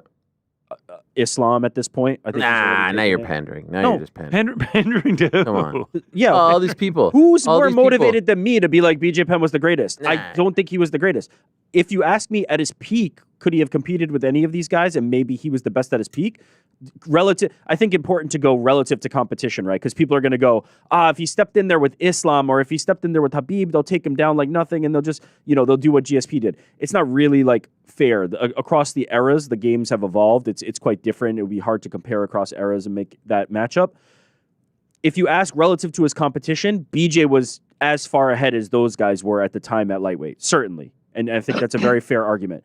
But greatness is measured by accolades, is measured by career in summation. Like he did real damage to his greatness, to his resume at the end of his career. I would say Islam right now. Is the greatest. Last two things on it was I loved the custom shorts, the BJ Penn, the black belt shorts, and then also in the Stevenson fight, Shirk was on the call with Joe Rogan talking about it, and like the fight ends, and it's just like, all right, you're next, man. What do you think? And he like gives this whole breakdown, which obviously would never happen now. They used to do that a it lot was more crazy. often. They used to have like a guest commentator come in there, and they never do that, which I dig that when appropriate. I dig that. Let's go to Ryder. What's up, Ariel and the boys? For each of you guys, what percentage would you give on the following fights/fighters stepping back in the octagon at any point? Conor McGregor, John Jones, Jones versus Aspinall, Masvidal, Nate Diaz. I don't know. I mean, Jones is going to fight again. Jones versus Aspinall. PT has an article. Is it out yet on that? Yeah, I think it came out today. On Uncrowned, PT has an article regarding Jones versus Aspinall. Let me see if I can... Oh, here it is. Here's the headline. Yep, it's up here right now over on uncrowned.com, your home for all things combat sports. Is it time to start worrying about John Jones versus Tom Aspinall? This is the headline, PT. Is it? That is the headline. I think it is, yeah, 100%. We haven't aired, I think at this stage, yes. Like, we haven't aired anything with regard to it happening. The talk was guaranteed. It's now, we're trying to make it happen. As far as I know, there's been no word in Wigan so far. We haven't heard anything from Jones either. look, I think we all, like, it's amazing how quickly we've kind of changed our thoughts on this, because even like the last few shows of 2024, I think we were quite confident, we're like, I think it's going to happen. And then, yes, I think during the week you polled us, and only GC, fair play GC, was keeping the optimism. I really hope it happens. I think it's a brilliant fight. I agree with Dana White. It's the biggest fight they can make. So I really hope they pay the man whatever he wants to make it happen. I mean, this is a company that's worth billions. To say they can't give a fighter, well, Joe Rogan had put out the number 30 million that's been thrown around. It's a similar number to what we heard before when it came to Ngannou. I think what the lad said keeps ringing true in my head. Like, this is a great precedent to set, become John Jones and we'll give you that 30 million. That was GC and Rick. I think it needs to happen. I think it's the only fight that makes sense in the heavyweight division. I saw someone posting today that there's only 30 fighters in the heavyweight division, but really nothing makes sense unless this is resolved. I think we've said this already. Like, Jones, Stipe being the great example, but every other heavyweight fight that's on in the UFC now doesn't make sense because we don't understand what's happening with the belt. And John Jones, he acts surprised when people were he said at one point in the lead up to the Stipe fight, he was like, I understand you guys want to see me challenged. I'm like, yeah, like, that's sport. That's being a champion. That's what it's all about. So I think Tom's a rifle guy. They can't let Jones fight someone else. They shouldn't be trying to get Tom to fight anyone else. Fingers and toes crossed that we get it. Well, go read that, and I love to see you writing opinion pieces over on Uncrowned. So keep it up, Pete. You're the man. We all love you so very much. Also, for New York Rick from Ryder, I can't wait for in 2 years when Jake Paul defeats Canelo. Thank you, guys. This is from Tayshawn. 888-888-8888. Gentlemen, in December of 2022, Darren Till fought Dricus du Plessis. Pretend for a moment that Darren wins that fight, which he nearly did at the end of the first/second round. This instantly sets up the Izzy fight Darren referred to in his recent rant. In that hypothetical fight, we get the depleted Israel who fought Strickland in September of 2023, and Darren Gorilla walks away with his belt. A true sliding doors moment, as they say. What a shame. We're making a lot of assumptions there. That's fine. That's fun. P.S. Horrendous. Kendrick halftime take. TV off was written specifically when the Super Bowl contract was signed. Put the TV off. We don't care. Yeah, we don't care. The man is playing chess. Oh, for fuck's sake with this chess. It's a nuance, Ari. While You the won't rest get it. of the It's game layered. plays It's checkers. layered. Put some respect on his name. Did your head get cold and all this flies right above it? It's ridiculous. The best 22 part Grammys. of my favorite part of any you wouldn't get it. It's too heady explanation. Yeah. Is when you go explain it to me, and it's like 2 sentences, and it's the most obvious thing that's ever been Yeah, stated. what's It's so great? You wouldn't get Oh, it. it You wouldn't says get it. game okay, over. tell me what it is, and then they're like, "Well, it says game over. It does this," and you're like, "Oh, well, that's not that heady." Like, I understood that pretty. He looked clearly. down the barrel. He looked down the oh, wow. Did you see What about that his jeans, Drake's? though? You see that Drake's #1 song on Apple Music right now is his feature on "Poetic Justice" by Kendrick Lamar. No, what does that even mean? His #1 most That listened to mystery. song right now is his a Kendrick feature Lamar on song. a Kendrick Lamar song Yeah, no. called Cool. "Poetic Justice." Aaron, good afternoon, Mr. Helwani. Since Not Like Us is truly too not hot. for you, there's more questions about this than anything You MMA have related. become the poster boy. You are the one defender. What would you say is your favorite and the greatest rap diss track of all time? I've said it before. It's Hit 'Em Up. No, An Vaseline. underrated one is The Bitch in You by Common towards Ice Cube. For Pizzi, if you don't mind, if you could recommend the lads any place to holiday in Ireland, where would you send them? Imagine Helwani in Ballymun. Have a good one, lads. I mean, you don't want to be going there, Ballymun. You'd have to get Owen Roddy over there to sort you out if you're out there. Owen. Honestly. When I'm recommending people to go to Ireland, they say go and do the Wild Atlantic Way, go to Kerry, go to Cork, go to Galway. Belfast is hopping at the moment. Dublin's not really repping like it used to. That's my homeland. It hurts me to say that, but honestly, when people ask me, I send them everywhere but Dublin at the moment. Wow. Beautiful country, lots to see. Dublin's great as well, but if you're coming for a week, don't stay in Dublin for a week. That is crazy. Like, it's a small country. You can get from north to south in about 5 hours. Beautiful place, but definitely get out of Dublin. That And would if be you're my coming for a week, inquire about hiring Pizzi to be our tour guide, because he will tell you about everything. That yellow door was painted in 1676 by the British. We now spit on that door as we walk by. The history. The Wild Atlantic Way is a 1,500-mile road up the western coast of Ireland. Bro, I was driving 2 weeks, and me and Elaine were going to meet her brother. And I was driving 2 weeks. Hadn't drove that long. I was in this little tiny car, and that was my first drive up along the Royal Atlantic Way. It was fucking terrifying. At one stage, a guy is driving towards me in a bus with a can of beer in his hands, just like, "Hey, get the fuck out of the way!" And I was like, "What the fuck is going on?" There's sheep jumping out onto the road. It's fucking crazy. Left side of the road in Ireland, yeah. Yeah, they also filmed the latest Star Wars films there, where Luke Skywalker lives, the Skelligs. It's one of the most insane pieces of landscape you'll ever see in your life. When I was only there a few years ago with Elaine's dad, and I couldn't stop looking at it. Just Google it there, Skellig Island. It's absolutely magnificent looking, and there's shit like that everywhere around there. This is from Justin. Ariel, I'm a massive fan of the show. Love the show. Massive fan of yours. But, all caps, Kendrick Lamar's Super Bowl halftime show was the best in recent history. This is from Sucker Free. What it do, Ariel and crew? GC has indeed said Sean Strickton. Just like Ariel, I come with receipts. 2025, February 7th episode of Boys in the Back. If you scrub to 9 minutes and 42 seconds on Spotify, you'll hear GC call him Strickton when they discuss the DDP Strickland fight that occurred last weekend. Not sure what the timestamp is on other platforms. I'm sure ads affected. Anyways, you guys are awesome. And thank you for letting me sit at the cool kids table every week. We can all misspeak, I'm though. listening to it right now. Oh, you are? Can you play it for us? Can you play it? No, I can't. Why? It's coming through my headphones. That's crazy talk. What do you mean you can't? Are you actually listening? I'm going to play it right now. Yeah, that's what I say, Strickton. Oh. What if he's been developing a speech? Wait, you just said Strickton. Yeah. That's what he said. Sean Strickton. Okay, so this is... So now you're effing with him. I like it. This is my type. This is my type of trolling radio. They don't get What do you mean trolling?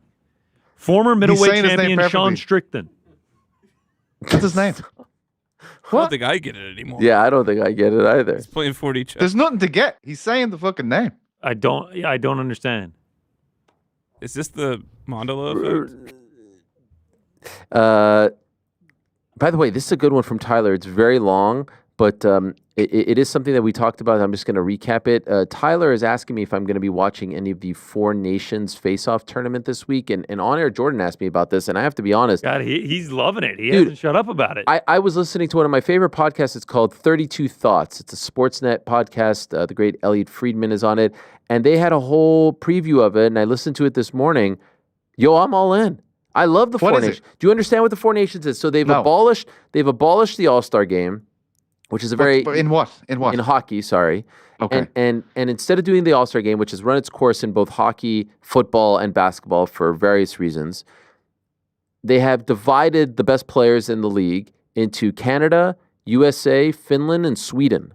And there's two venues, the TD Garden in Boston, the Bell Center in Montreal, round robin tournament, 2 games tonight, and then Thursday, and I think Saturday and Tuesday, I may have that wrong. And they're going to decide who's the top nation of these 4 extremely good hockey. And Ben Folks is trying to get me in. I'm going to go with this. But here's the thing. They were talking about it, so it's a great hockey podcast. If you're a hockey fan, I highly recommend listening to it. And they were talking about the practices there in Montreal, and they're like, these guys are treating this like it's the Olympics. They're not treating this like it's, and I say the Olympics because that's, as far as hockey is concerned, that would probably be the highest. There is a World Cup of hockey, which isn't treated quite the same as the World Cup of, soccer/football. And he said all the players are all in. They were going hard as hell. This isn't an all-star game. I didn't realize, I thought it was, when I was talking to Jordan about it yesterday, I thought it was like one night round robin on Saturday going up against the NBA All-Star game. I didn't realize it's like this, like a week and a half tournament. This is brilliant. And by the way, sets the table brilliantly for the Olympics, which will feature the NHL players next winter, next February in Milan. So I think this is innovative stuff. I hate what the NBA did to the All-Star game. They ruined the All-Star game. What is this nonsense? Team Shaq versus Team Kenny versus Team Charles. No, get out of here with this. This is crap. And by the way, the NBA could easily do a nations thing like this. Look at the success of the Olympics. And there's a great doc coming out on Netflix on February 18th where they followed, I think it was Canada, USA, Serbia, and France. They could do something like that. That'd be amazing. So this is in lieu of the All-Star game? Yes. Oh, I love it. And it's great. It's great. This is an alternate sports weekend. We got Apex 102. Yeah. We got the Four Nations Face-Off. We got the Daytona 500. NBA All-Star. NBA All-Star. Six Nations Rugby. Six Nations Rugby. It's an alternate sports weekend. Like I love it. I love it. Yo, I wonder, like, are there, I'm sure there's odds, right? Yeah, I'm looking at it right now. Futures. Who we USA bet? plus 150, Canada plus 150. This is the win it all. Sweden plus 450, Finland plus 1,000. And just an inside scoop right now in the IIHF World Rankings: Canada 1, Finland 3, USA 6, Sweden 7. Oh yeah, Finland is the bet. Man, you know Finland's the bet. That's what you say.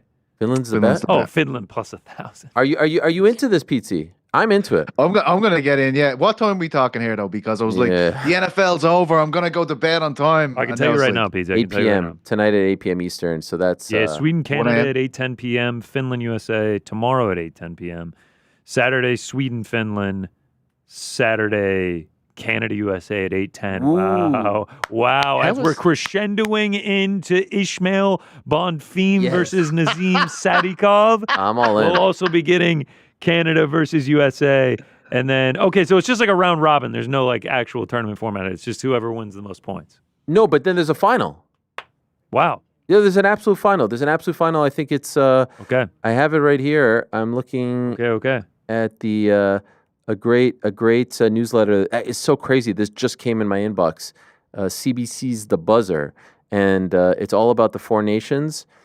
And it says that what's the format? Each team's first 2 games are in Montreal before the tournament shifts to Boston for the remainder. And here it is. The final is Thursday in Boston, February 20th. So today it's Canada, Sweden at 8 in Montreal, then USA, Finland. By the way, I love the fact that Montreal is getting this. This is great. And then February 15th, Finland, Sweden in Montreal, and then USA, Canada at 8 in Montreal. And then on Monday, it's blah, blah, blah. Okay, it's more games. Those are in Boston, and then the championship game. Oh, there's no rugby Six Nations this weekend, PT. Oh, wow. Oh, isn't it? No, I'm not a big rugby fan, to be fair. And Try and chip up on the Ireland's bandwagon. winning right now. They're number one in the standings. Yeah. You don't support the 3 colors? I do, yeah. My dad and my brother are really into it, but every time I go to the pub to watch it with them, I jinx the team, so I no longer go. Just a couple of more questions here, and then we'll get to super chats. So get them in in the next 5 or so minutes.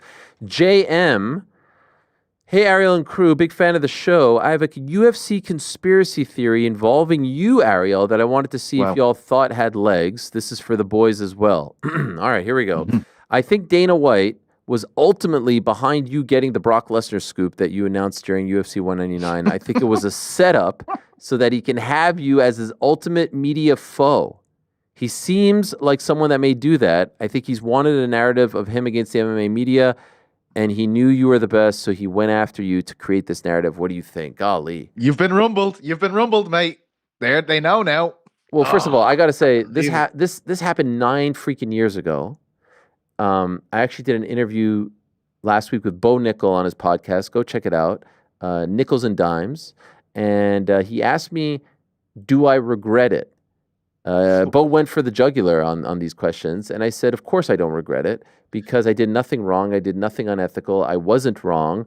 I did, we all go crazy when Shams gets these stories of, Luka getting traded. No one cries that he ruined the big surprise, that he ruined the big reveal. I was not told about any plans. And I'll be honest with everyone, had anyone told me about any plans, I probably wouldn't have done it because you know how many times I've heard about plans and stopped down. I knew that they were going to announce RDA versus Conor during an NFL playoff game, and I stopped down. I didn't pursue that anymore, and that's just one example. So I didn't know anything. I was just, I just got a big scoop. I verified it with 2 to 3 different people. I believe it's 3, definitely 2, and I reported it because it was right. That being said, all the years that we've talked about this, I've never heard this theory. It's a good theory. I don't believe it for a second.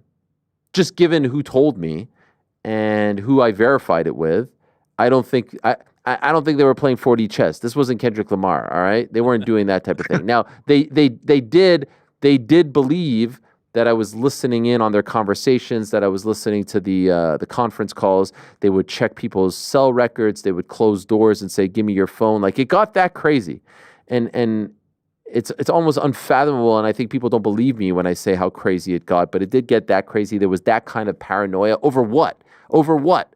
Over fight announcements. How stupid. But no, all to say, I don't think it's a solid conspiracy theory. I will give you that, but I do not think that that this actually happened. Jason Hagholm. Hi, Ariel. Hope all is well with you. I've been a fan of your work, but as an aspiring broadcaster, I was wondering if you can give some insight into how you prepare for your interviews. I love your interviews in the fight game, but last year, your interviews with the Canadian Olympians, both before and during the Olympics, were something that stuck with me, and I'm trying to work on my interview skills right now. All the best.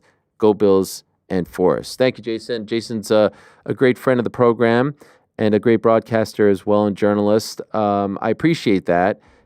That was a great challenge. I've always said the Olympic stuff was the most challenging assignment of my career, but also the most refreshing and rewarding. And so there's two different things that you're asking about. First, it was I did these sit downs in Montreal in December. The Olympics were in July and August. And so I knew that I was going to speak to 8 different athletes, and I was able to prep a little bit because I'll be 1,000% honest. I'm not a connoisseur when it comes to weightlifting or gymnastics or swimming, things of that nature. And so I was able to prep. And then, you have some basic knowledge, and then you just kind of let the conversation flow. And these conversations were probably like 15 minutes, pretty light work for me. Where it got really tricky was 18 straight days of shows in Paris and having to react to things in real time. And then in addition to that, it was like, hey, this girl is coming in 20 minutes who just won silver in fencing, and you have to do a 20-minute sit down with her. And I've never heard of this person before. And I know nothing about their backstory. I have no connection to them. And so I'll tell you what I did. When it came to those moments, and there were a lot of them, it was the same thing I'll do leading up to a show and someone that I've never talked to before, but I had to condense it. You go on Google News, you try to read a bunch of articles, and you try to read articles that don't just, react and write about the moment, but have some backstory. And then you go on YouTube, and then you type in so-and-so interview, and you try to find interviews from 5-6 years ago, and you try to find interviews from 2-3 months ago. And so then if you could pick up a nugget or two from 5-6 years ago and draw on that, you're telling the person that you've done your research. They appreciate the fact. There was one gymnast that I referenced something that he said about the last Olympics in 2021, and I could tell that he appreciated that because they all kind of knew that I wasn't a connoisseur, but I was doing the work, I was doing the research. And then there was this fencer who was fascinating, and I stumbled upon an article that said that she was a distant relative of Vincent van Gogh, and that she failed her driver's license a few times, which I did as well, that she used to hand out candy at a pharmacy on Easter and dress up as a bunny. And so I would try to get these like little nuggets about them and their backstory, because I can't ask them questions on fencing technique or swimming technique or gymnastics technique, but I wanted to have like a real kind of fun and personal conversation with them. And so it was intense. Like, I got the men's 4x100 gold medal winning Canadian relay team showing up in 30 minutes. We didn't know that they were going to show up, and I got to sit down and talk to these guys about what they just accomplished. And by the way, these interviews were happening at Canada House. Each country has their own house, and the Canada House was open to the public, and we would do the interviews there. So every time you would have someone like a Summer McIntosh or an Andre DeGrasse show up wearing their medal, it would draw a big crowd, and all of a sudden I have a studio audience watching the interview, and you don't have the same confidence, you don't have the same encyclopedia in your brain. Like if the conversation with Eddie Hearn or Aleksandre Topuria goes in a different direction, like I have knowledge in my brain that I could draw upon. I didn't have that, so that's why it's challenging. That's why it's rewarding. That's why I really, really enjoyed it. But the main point is, on a larger scale, do the work, be confident, and try to think of it less as an interview and more as a conversation. And if you make the guest feel comfortable and you're able to have moments where they forget that they're on camera and they forget that they're being interviewed, and you could draw upon just a couple of nuggets and listen and ask follow-ups and expand on those nuggets, for me, there's no greater thrill than those eureka moments, and I think they'll appreciate it, and it'll make for a good conversation. You don't have to cram everything into 15 minutes, and you don't have to go through their resume and go through the technique. You just have to have a nice flowing conversation, and that's what I was attempting to do, and it was so much fun. I really did. I look back on that time. There was so much going on. I mean, we're there. We're coming up with uncrowned logos. I was hardly sleeping. I couldn't sleep. There was so much happening. But I remember as I was leaving, I told the people that I worked with two things. I said, I've never said this before, but my meter is at 0. I have nothing left. I need to go away, and I don't have anything left in me.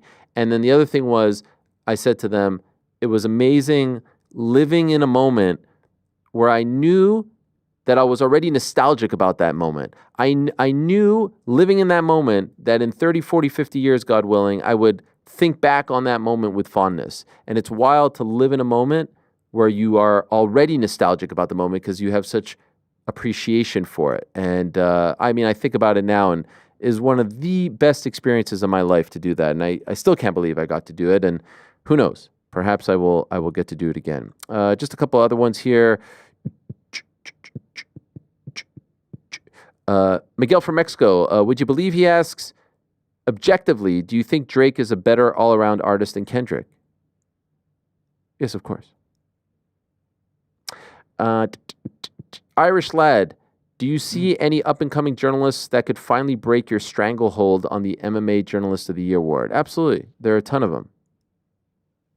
What? I tell them to bring Is it he? on. Yes, go ahead. Oh, sorry. The guy. I thought he was talking to me. I was like, "What awards have I won?" Sorry. He hailed you as What's Irish going on Lad, there? or his nickname, his screen name was Irish Lad. I got confused Felix. there. Hello, Ariel and the boys at the back. I'm enjoying the show from Belgium. Best known for waffles, chocolate, and the great Matt Sells. Yes, I mean, what a season this young man is having. The goalkeeper for your Nottingham Forest. An absolute brick wall he is. In your opinion, would you prefer Sells over Courtois for the Belgian national team? Wow, you know what? I didn't think about that. Thibaut Courtois. What a legend he is. But yes, I mean, I remember when Sells was picked up, I think it was last transfer window, they had Matt Turner, and they brought in the little-known Matt Sells, who I do believe had a stint with Newcastle United, and everyone was like, what? And look at him now. He's class, yeah. He's brilliant. unbelievable. And so, yes, I do hope that he gets it, and I will support that decision. Do you have any perspective on whether the UFC's upcoming rights deal will have an impact in Belgium as well? I have to admit, I do not. Everyone's deal is different.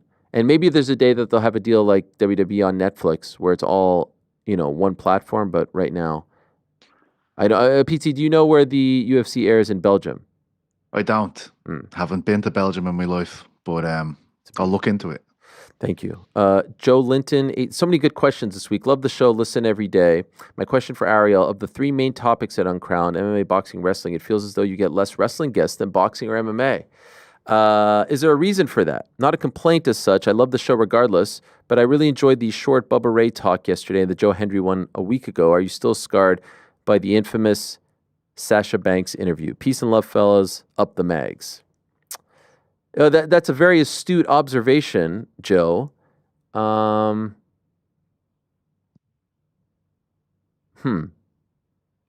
it comes to these moments, I turn to New York, Rick. As one should. I mean, it's like, do we talk about it or not is the question. No. We don't? But now you've made it a whole to-do. Well, I was asked the question. What do you want me to do? I know, but the dramatic pause. And I don't know. Now we're having a discourse. I want to talk about it. I want to talk about it. Spill the tea. Spill the tea. Oh, fuck come you, on, PT. Rick. No, come on. We don't air. We don't air. This is awkward. We look forward to having many, many, many, many more wrestling guests. I enjoy those chats very much. I enjoy them as well. Bubba Ray Dudley was great. Hope to have him in studio. More wrestling to come.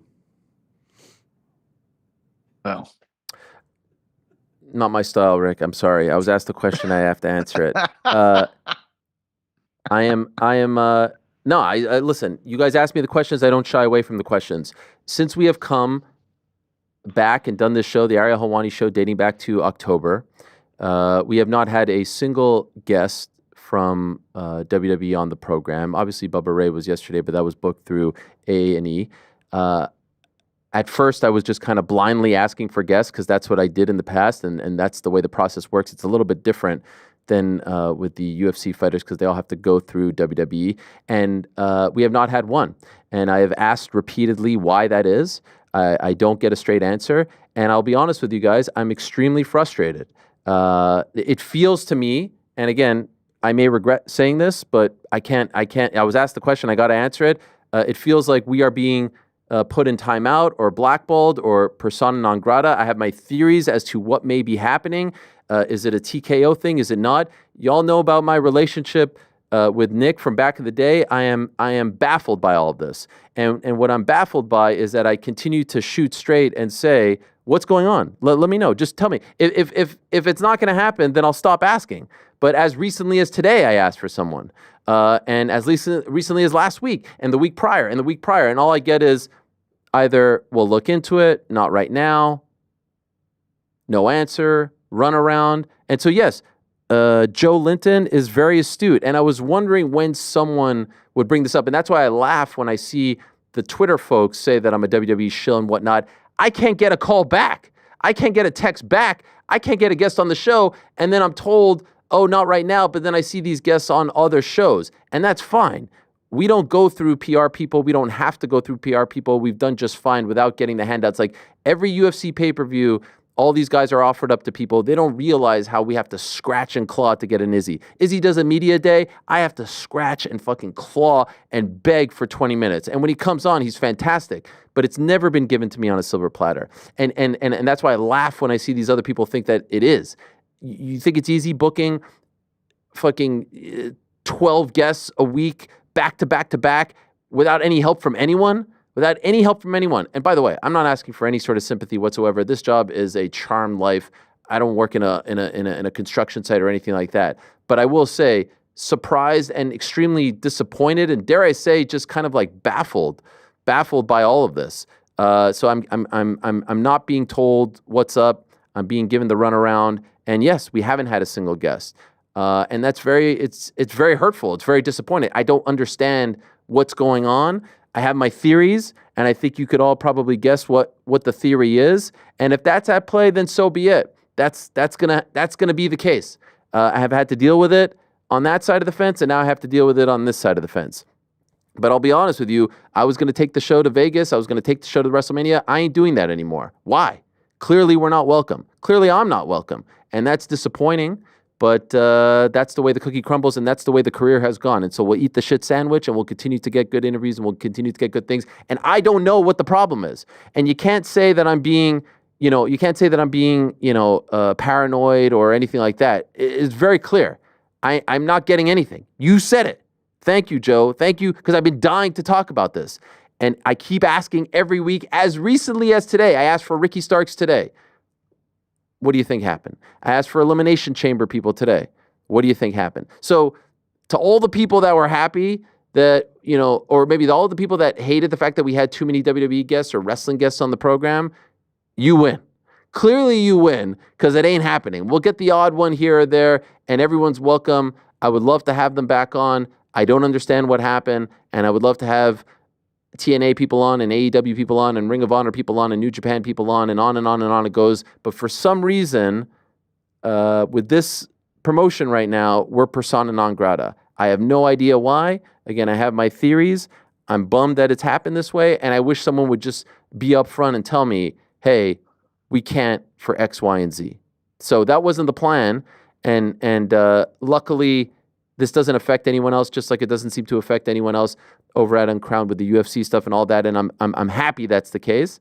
But we'll do our thing. We'll continue to strive and thrive and hopefully succeed. And we'll cover it with no ill intentions and with no bias whatsoever. Just like we were covering AEW and WWE back then as well. But it just goes to show, you think you know, you have no idea. You have no idea. And these Twitter people, and I bet the Twitter people will be like, look at this loser, look at this guy right here. He was a shill, and now he's not, was never a shill, am not a shill, will not be a shill. And the notion that I would shill for a company that is owned by a company that is trying to ruin my career time and again is lunacy. But I don't expect anything other than lunacy from lunatics. So there's the story. And I'm sorry for having to bring it up, but you asked, Joe. Oof. Can we end on a good one? I think so. Yeah, okay. When's the next in-person show? Perhaps International Fight Week? That would be fun. Would you guys want to do that? Absolutely. Yeah, hell yeah. Yeah. Super chats. Let's do them. La Mancha MMA writes, what's Ariel and Crew's favorite satire movie? How would y'all feel about an MMA satire website and or social account? What's a satire movie? Like, give me an example. Like a mockumentary kind of thing? I actually like don't know, so I'm trying to look this up now. What is this? My saying favorite Spinal satire Tap. movie, and maybe this will help, is Doctor Strangelove or How I Learned to Stop Worrying and Love the Bomb. So it's like a kind of like a... So like deconstructing the medium to a certain degree? Is that? Yeah, it's just like not to be taken at face value. Like Scary Movie. It's kind of a black comedy. That's like a parody though, Scary Movie. Huh. So Doctor Strangelove would be an example of that. Or a lot of the Coen films are kind of satirical. Borat? Oh, love Borat. I like Borat much more than, what's the other one? What's the guy? Bruno. Yeah, I like Borat much more than Bruno. But so There's a lot of dicks. If there was like a Spinal Tap type movie. Oh, what about Bill and Ted's Excellent Adventure? Shout out Spinal Tap. It's Spinal Tap. Yeah, Spinal Tap. Like, that's what I said at the start. That's a satire, right? Yeah. I'm down with Spinal Tap. Turn up to 11, baby. Yeah. I mean, I'm seeing a list here on Wikipedia, and I'm still not quite sure the through line here. Movie 43. Fight Club? Wasn't really the fun one we thought it would be, is it, Ariel? No. Okay, what else? What else? All right. Cabin in the Woods. BS and Hugh. Hey, Ariel and team. Heard anything about Islam versus Charles? And if not, who is rumored for the next shot?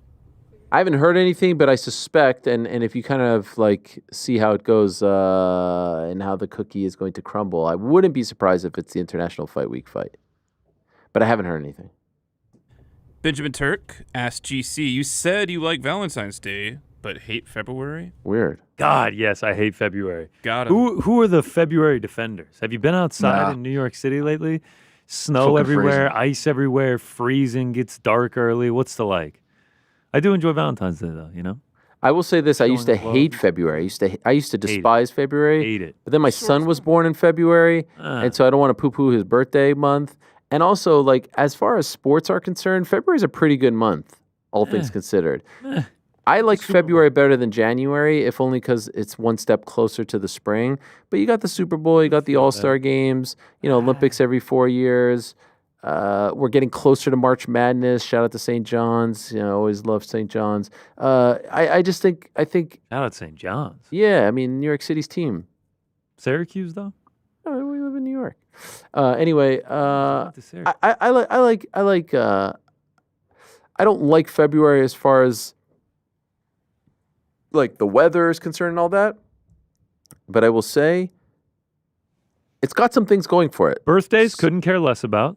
Thanks. Jeez. Sports. Don't tell Walter. I mean, Or mine. or Frank's wife. Couldn't care less about the birthdays. I don't sit here being like, July's the greatest month because I was born then. Sports. July I is mean, the it's best just month, like January. you've Short got- month. Yeah, it's a short month. Short, Why sweet. do we even need to have it? Make it shorter. Make it 0 days. Let's go back to 11 the month months. we use to recalculate. You talk about the calibrate sports calendar. You talk about the sports calendar. You're like, oh, Olympics every 4 years. You get the Super Bowl and you get All-Star Weekend. That is just like the bottom of the barrel. March, you get March Madness. January, you get an entire month of NFL playoffs. You get the college football national championship. April, don't even get me started. I mean, it's a subpar sports month. Terrible weather month. The only point that I do agree with of yours, you're one step closer to the spring, which is great. Connor, Yeah. who hurt you in February? Yeah, what's a... I just walk around. I walked to the gym this morning through a block of ice. I was slipping and sliding Yeah, it the was whole way there. I was like, who likes this month? Where are the defenders? of I this never month? really think about the months like that and how much I like them. This is Yeah, interesting. it was almost like we had a whole boys in the back bit about. Thanks for watching, PT. I appreciate it. The main difference is just like there's a stark difference between February and June. Like there's everything. PT, this is where you grilled GC about last week's episode of The Crack.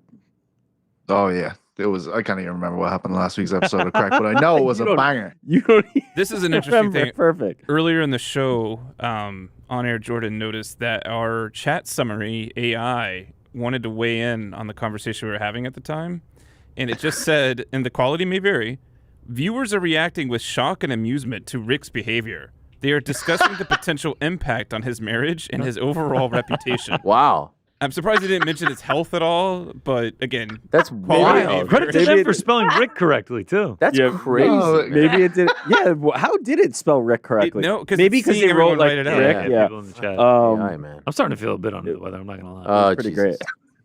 What else, Frank? What else? So What else? Sucks for you guys. Sleeto asks GC, how's the training camp going, GC? Bet in the house. Yeah, you should Let's feel go. good on that, Sleeto. I'm still waiting on a contract, still waiting on a date, but I mean, I stay ready. I was on the bike this morning, assault bike, hit a quick 3 miles, sub 9 minutes on that. So averaging out sub 3 minute miles. I'm feeling good. I'm feeling ready. I'm feeling lean.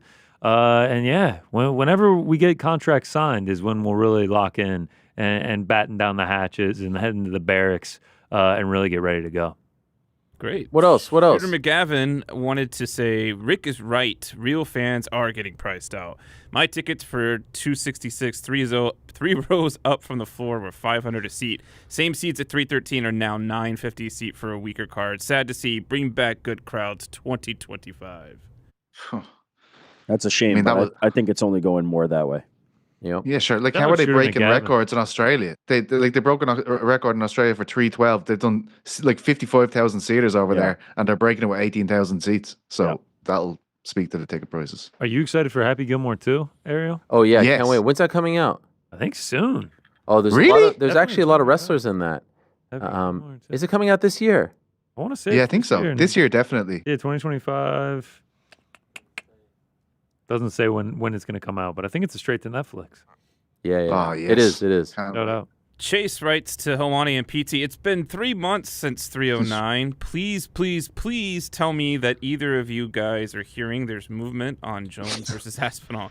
In their could defense, tell you. PT, they wrote this before we talked about your I was article. just gonna say, It's okay. go to the article. Spelled my name wrong, but it's okay. It's fine. Jonah Friedman says, is the Apex going to look different? Renovation No. done? No, we already had UFC Apex 101 and it didn't look any different. They are renovating, Like but this like, guy what watches- They're adding happens to in, it. They're like, not. 2 They're not months? changing the. this guy doesn't doesn't happen. watch the Apex. Yeah. Sorry. And by the way, what is that? What is that currency That next currency? to the Yeah. 6? We've seen that one before. I think that's the crowns, right? No, that's SEC. By the way, can people change? Like, can they make it 6 whatever just so that it ends up being 12 cents? Because like, I think it's based on your local and what your shekel. credit card is. yeah, I don't know about shekels that. are- Nah, It's based off of where they're from. I don't know about that. I think they're actually gaming the system here. All right. So Your 12-cent Bitcoin. comment ain't making it here we're going to have anymore, everyone right? do a 2FA moving forward. Sleeto wanted to add his 2 cents that our next segment should be called Cranking the Joyth Wall. It's not I bad. have to admit, it's pretty clever. Yeah, that is not I like that. I'll say I'm trying to send a super chat right now. I can't change it from USD. All right, fine. Jake from Windy City, however, says, for combat sports, which is the best venue in Vegas? T-Mobile, Mandalay Bay, or MGM Grand? I always enjoyed going to Mandalay when UFC used to go there. MGM, Mandalay, T-Mobile. That's the 100%. ranking. No MGM's Luxor, the huh? businessman. Well, there's no fights at Luxor. There MGM, are, I promise. MGM. Go on, I Frank. broke him. Frank's Like, in that the was Frank's good. in the buffet line throwing Yeah, hands. that was good. Well done, Frank. MGM is so great. It's in the hotel, and so is Mandalay. But Mandalay is a little bit off strip, so it's a bit of a schlep to get there. MGM's right in the middle, historic, intimate. I always loved the Mandalay media room. That was a great. So MGM is cool. The media room is upstairs, but the Mandalay one was right next to the fight. It's like literally around the corner from the arena. Very quaint, very intimate, very fun. T-Mobile is missing that je ne sais quoi. It doesn't have it. It doesn't quite have it, in my opinion. Central, but MGM, pound for pound, number 1. Jason Hagholm. Oh, our guy. Ariel, with the Buffalo Bills being rumored to play a game in Ireland next year, Yes. will this make PT a Bills fan? We've already discussed it. It's an assignment. He must attend. He I'm must be definitely there. going. It's like if they're playing the Steelers, of course I'm going to be up for the Bills, for Christ's sake. Like, I mean, Bills would be in the top teams anyway. I'm going to bet Ravens and Bills for next year. Put $100 on each To win the Super. Yeah. Good man. Thank you. Thank you for your support. Jason Yeah, Carney. it's 50% support. Yeah. Will we see Rico versus Francis in the PFL? Not much left in glory for Rico. No, I don't think Rico's doing MMA. Beelzebub wants to ask Pete, do you listen to Kneecap? I've watched their film. I haven't really got into it, but yeah, they're really popular. I mean, it's going crazy. I'm hearing different people talking about them all the time. I haven't. It's really cool that they're making speaking Irish cool again. Like I'm hearing all types of kids are asking their teachers that they want to spend more time speaking Irish. So that's really cool. That hasn't happened in my lifetime where someone makes our native tongue popular again. So fair play to the boys. I think a simple no would suffice. Jesus. Good shout there, Frank. So what else? City, for some reason, is asking, no Eric today? How in the world did we ever get through an episode of no executive producer? Wow. Frank had to step up big time to save the show. Mitch. Wow. Hey, he is gone. Yeah, where is he? I don't know. Probably. Gone? He said he wasn't feeling well. The illness finally took him. Is that true? Yeah. All right. 24 He's just keeled over, barfing. Paris Tonight ruled was better than NBC. Hell yeah. What does that even mean? I think Paris Tonight was the show that I did. Thanks for watching. Pete's a big fan of all the stuff we do, for sure. Hey, he's back. Where'd you go, Ray? He had a doctor's appointment. Oh, we just went to you and you were not there. Lastly, fascinating that one. Joey Schultz wants to say, call back to. Oh, is it not Joey? Yeah, Joey. Oh, I'm sorry. Call back to last All right, week's. Frank? I guess not. What did I say? I don't know. I thought you said Joey. Oh, wow. All right. Call back to last week's pound for pound mustache rankings. People really wanted to get their opinion on this. Honorable mention, Yosemite Sam, Lanny McDonald, Snidely Whiplash of Rocky and Bullwinkle fame. Lanny McDonald is Who a is legend. Lanny McDonald? Former Calgary Flames hockey player. superstar. Great stash. Yo, the Great stash was phenomenal. Oh, Pretty sure yeah. he didn't wear a helmet as well. Yeah, that's a great stash. That's a nice stash. Oh, man. With the This is one of those times where I wish we had like a Rogan production where you can show it, because you guys reacting like that isn't great for the audience. It's coming. But trust me, it's a great stash. No helmet as well, right? No, he wore a helmet. He did? Yeah. Lanny? I know Craig McTavish didn't, but I thought Lanny did. Here's the Yeah, that was picture. Craig McTavish, not Lanny McDonald. Yeah. Look at this stash. Come on! Holy shit, man. Oh, Yes. yeah. Savage. A freaking legend. That's a By the good way, stash. that was pretty quick. Give Well us some done. credit Yeah. back here, man. Yeah. Give us some credit Well, back no, here. now I'm Wish we actually had going to the expect Rogan this setup. type We didn't of... even have a producer for a short Wish we had the road. Rogan set up. Fuck Do you want a yeah. Frank Because Detroit wall? Yes. Have you ever watched the Rogan thing? Jamie, can we... Yeah. Can we- Google that. Can we get it's not instantaneous. Okay. All right. Nor is it high quality. It's This literally is a high screen quality, share. and now I know instantaneous. What else, Frank? What else? That was the end of the bucket. Okay, I want to just a couple more here because I feel like I left some people hanging. Brandon, I think it's great that you go on other podcasts, but are you getting sick and tired of getting asked about your beef with Dana White? Sometimes, but honestly, I just expect it. Ariel from Big B. I would have never known, followed, or watched several fighters fight until you introduced them on your show. For instance, I never heard of Paddy until he appeared on your show. I was hooked after the first interview with him in the recent MMA Hour era. I was on the hype train. I watched all his fights until you guys had your differences. I've had several similar cases when I became a fan right after getting to know them here. I think that doesn't get highlighted enough. Another fighter I would have never watched or known was Tatiana Suarez. Had she not been on your show, you mentioned last week that she won't be on the show due to her new management. What was the conversation like? It was, hey, how's it going? Sorry, whose number is this? It's Ariel. And then she disappeared. It was very weird.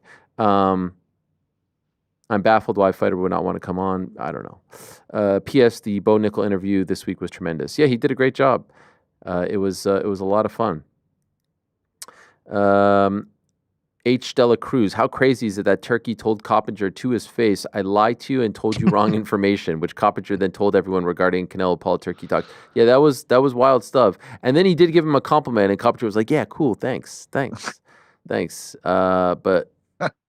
God bless. That was I don't know if I would feel the same way, but I mean the whole point of journalism is to check, is to verify things. So you always have to have two sources.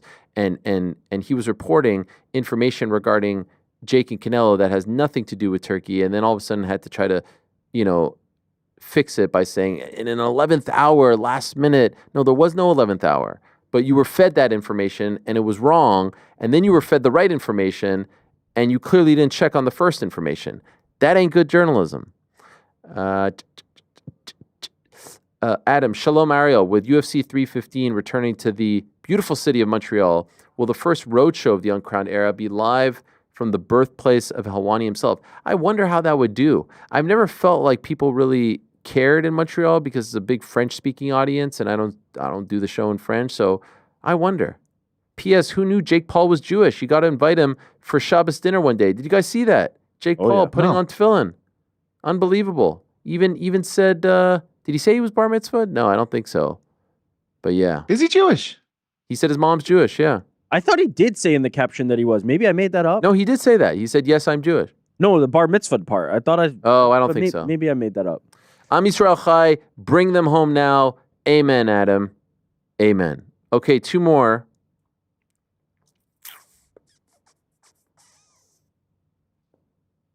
Wow, this is a weird one.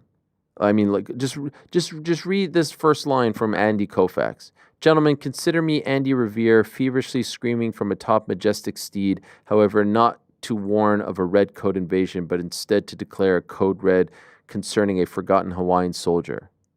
I mean, I'm reading this on the fly here. How am I supposed to discern what this is? He's talking about BJ Penn.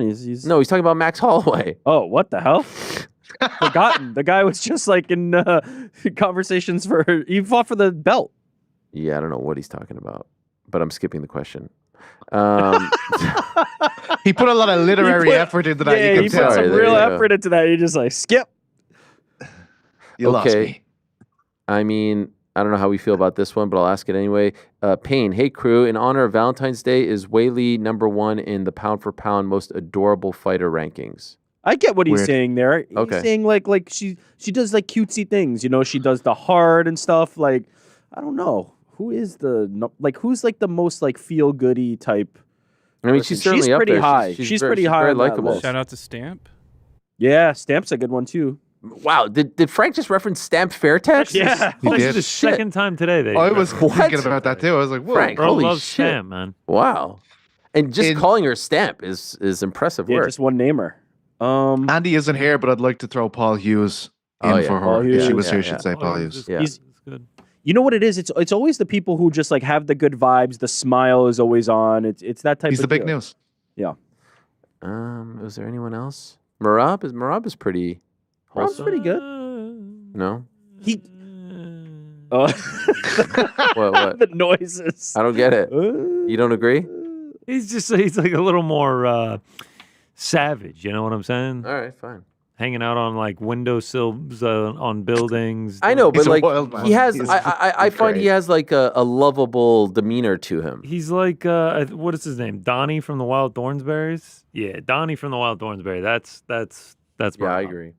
Tom Aspinall. I mean, I know Jones thinks he's an asshole, but everyone Too else. big to be cute. Tom's Too a big. happy-go-lucky. I like Tom. The way in he's that like, spot. John. Yeah. I like you, but I want to fight you.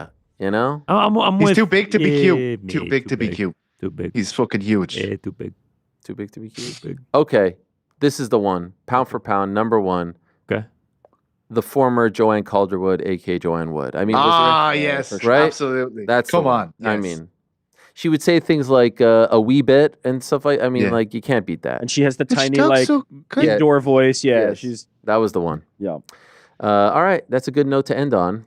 Thank you everyone for your questions. Do we have like a final stinger? Like, do we have like a back end, or do we need to work on that? You did send one. Oh, shit. let's hear it. Oh no! I want like a. It's time for on the nose, but like Good that. bookend. I like that one. That's it for on the nose. No. Let's just You Frank, got a tiny we'll cut jingle that and a out couple and camera use- changes You could play back it in at reverse. the MMA hour, and now it's like we want want- an intro, we want a middling, we want an outro, Full we want orchestra. 3D graphics. Meanwhile, he's gonna be we like, want live "Pay my performances. Yeah, and do it instantaneously and with no delays and highly Yeah. professional quality, and everything just happens like that, snap of a finger.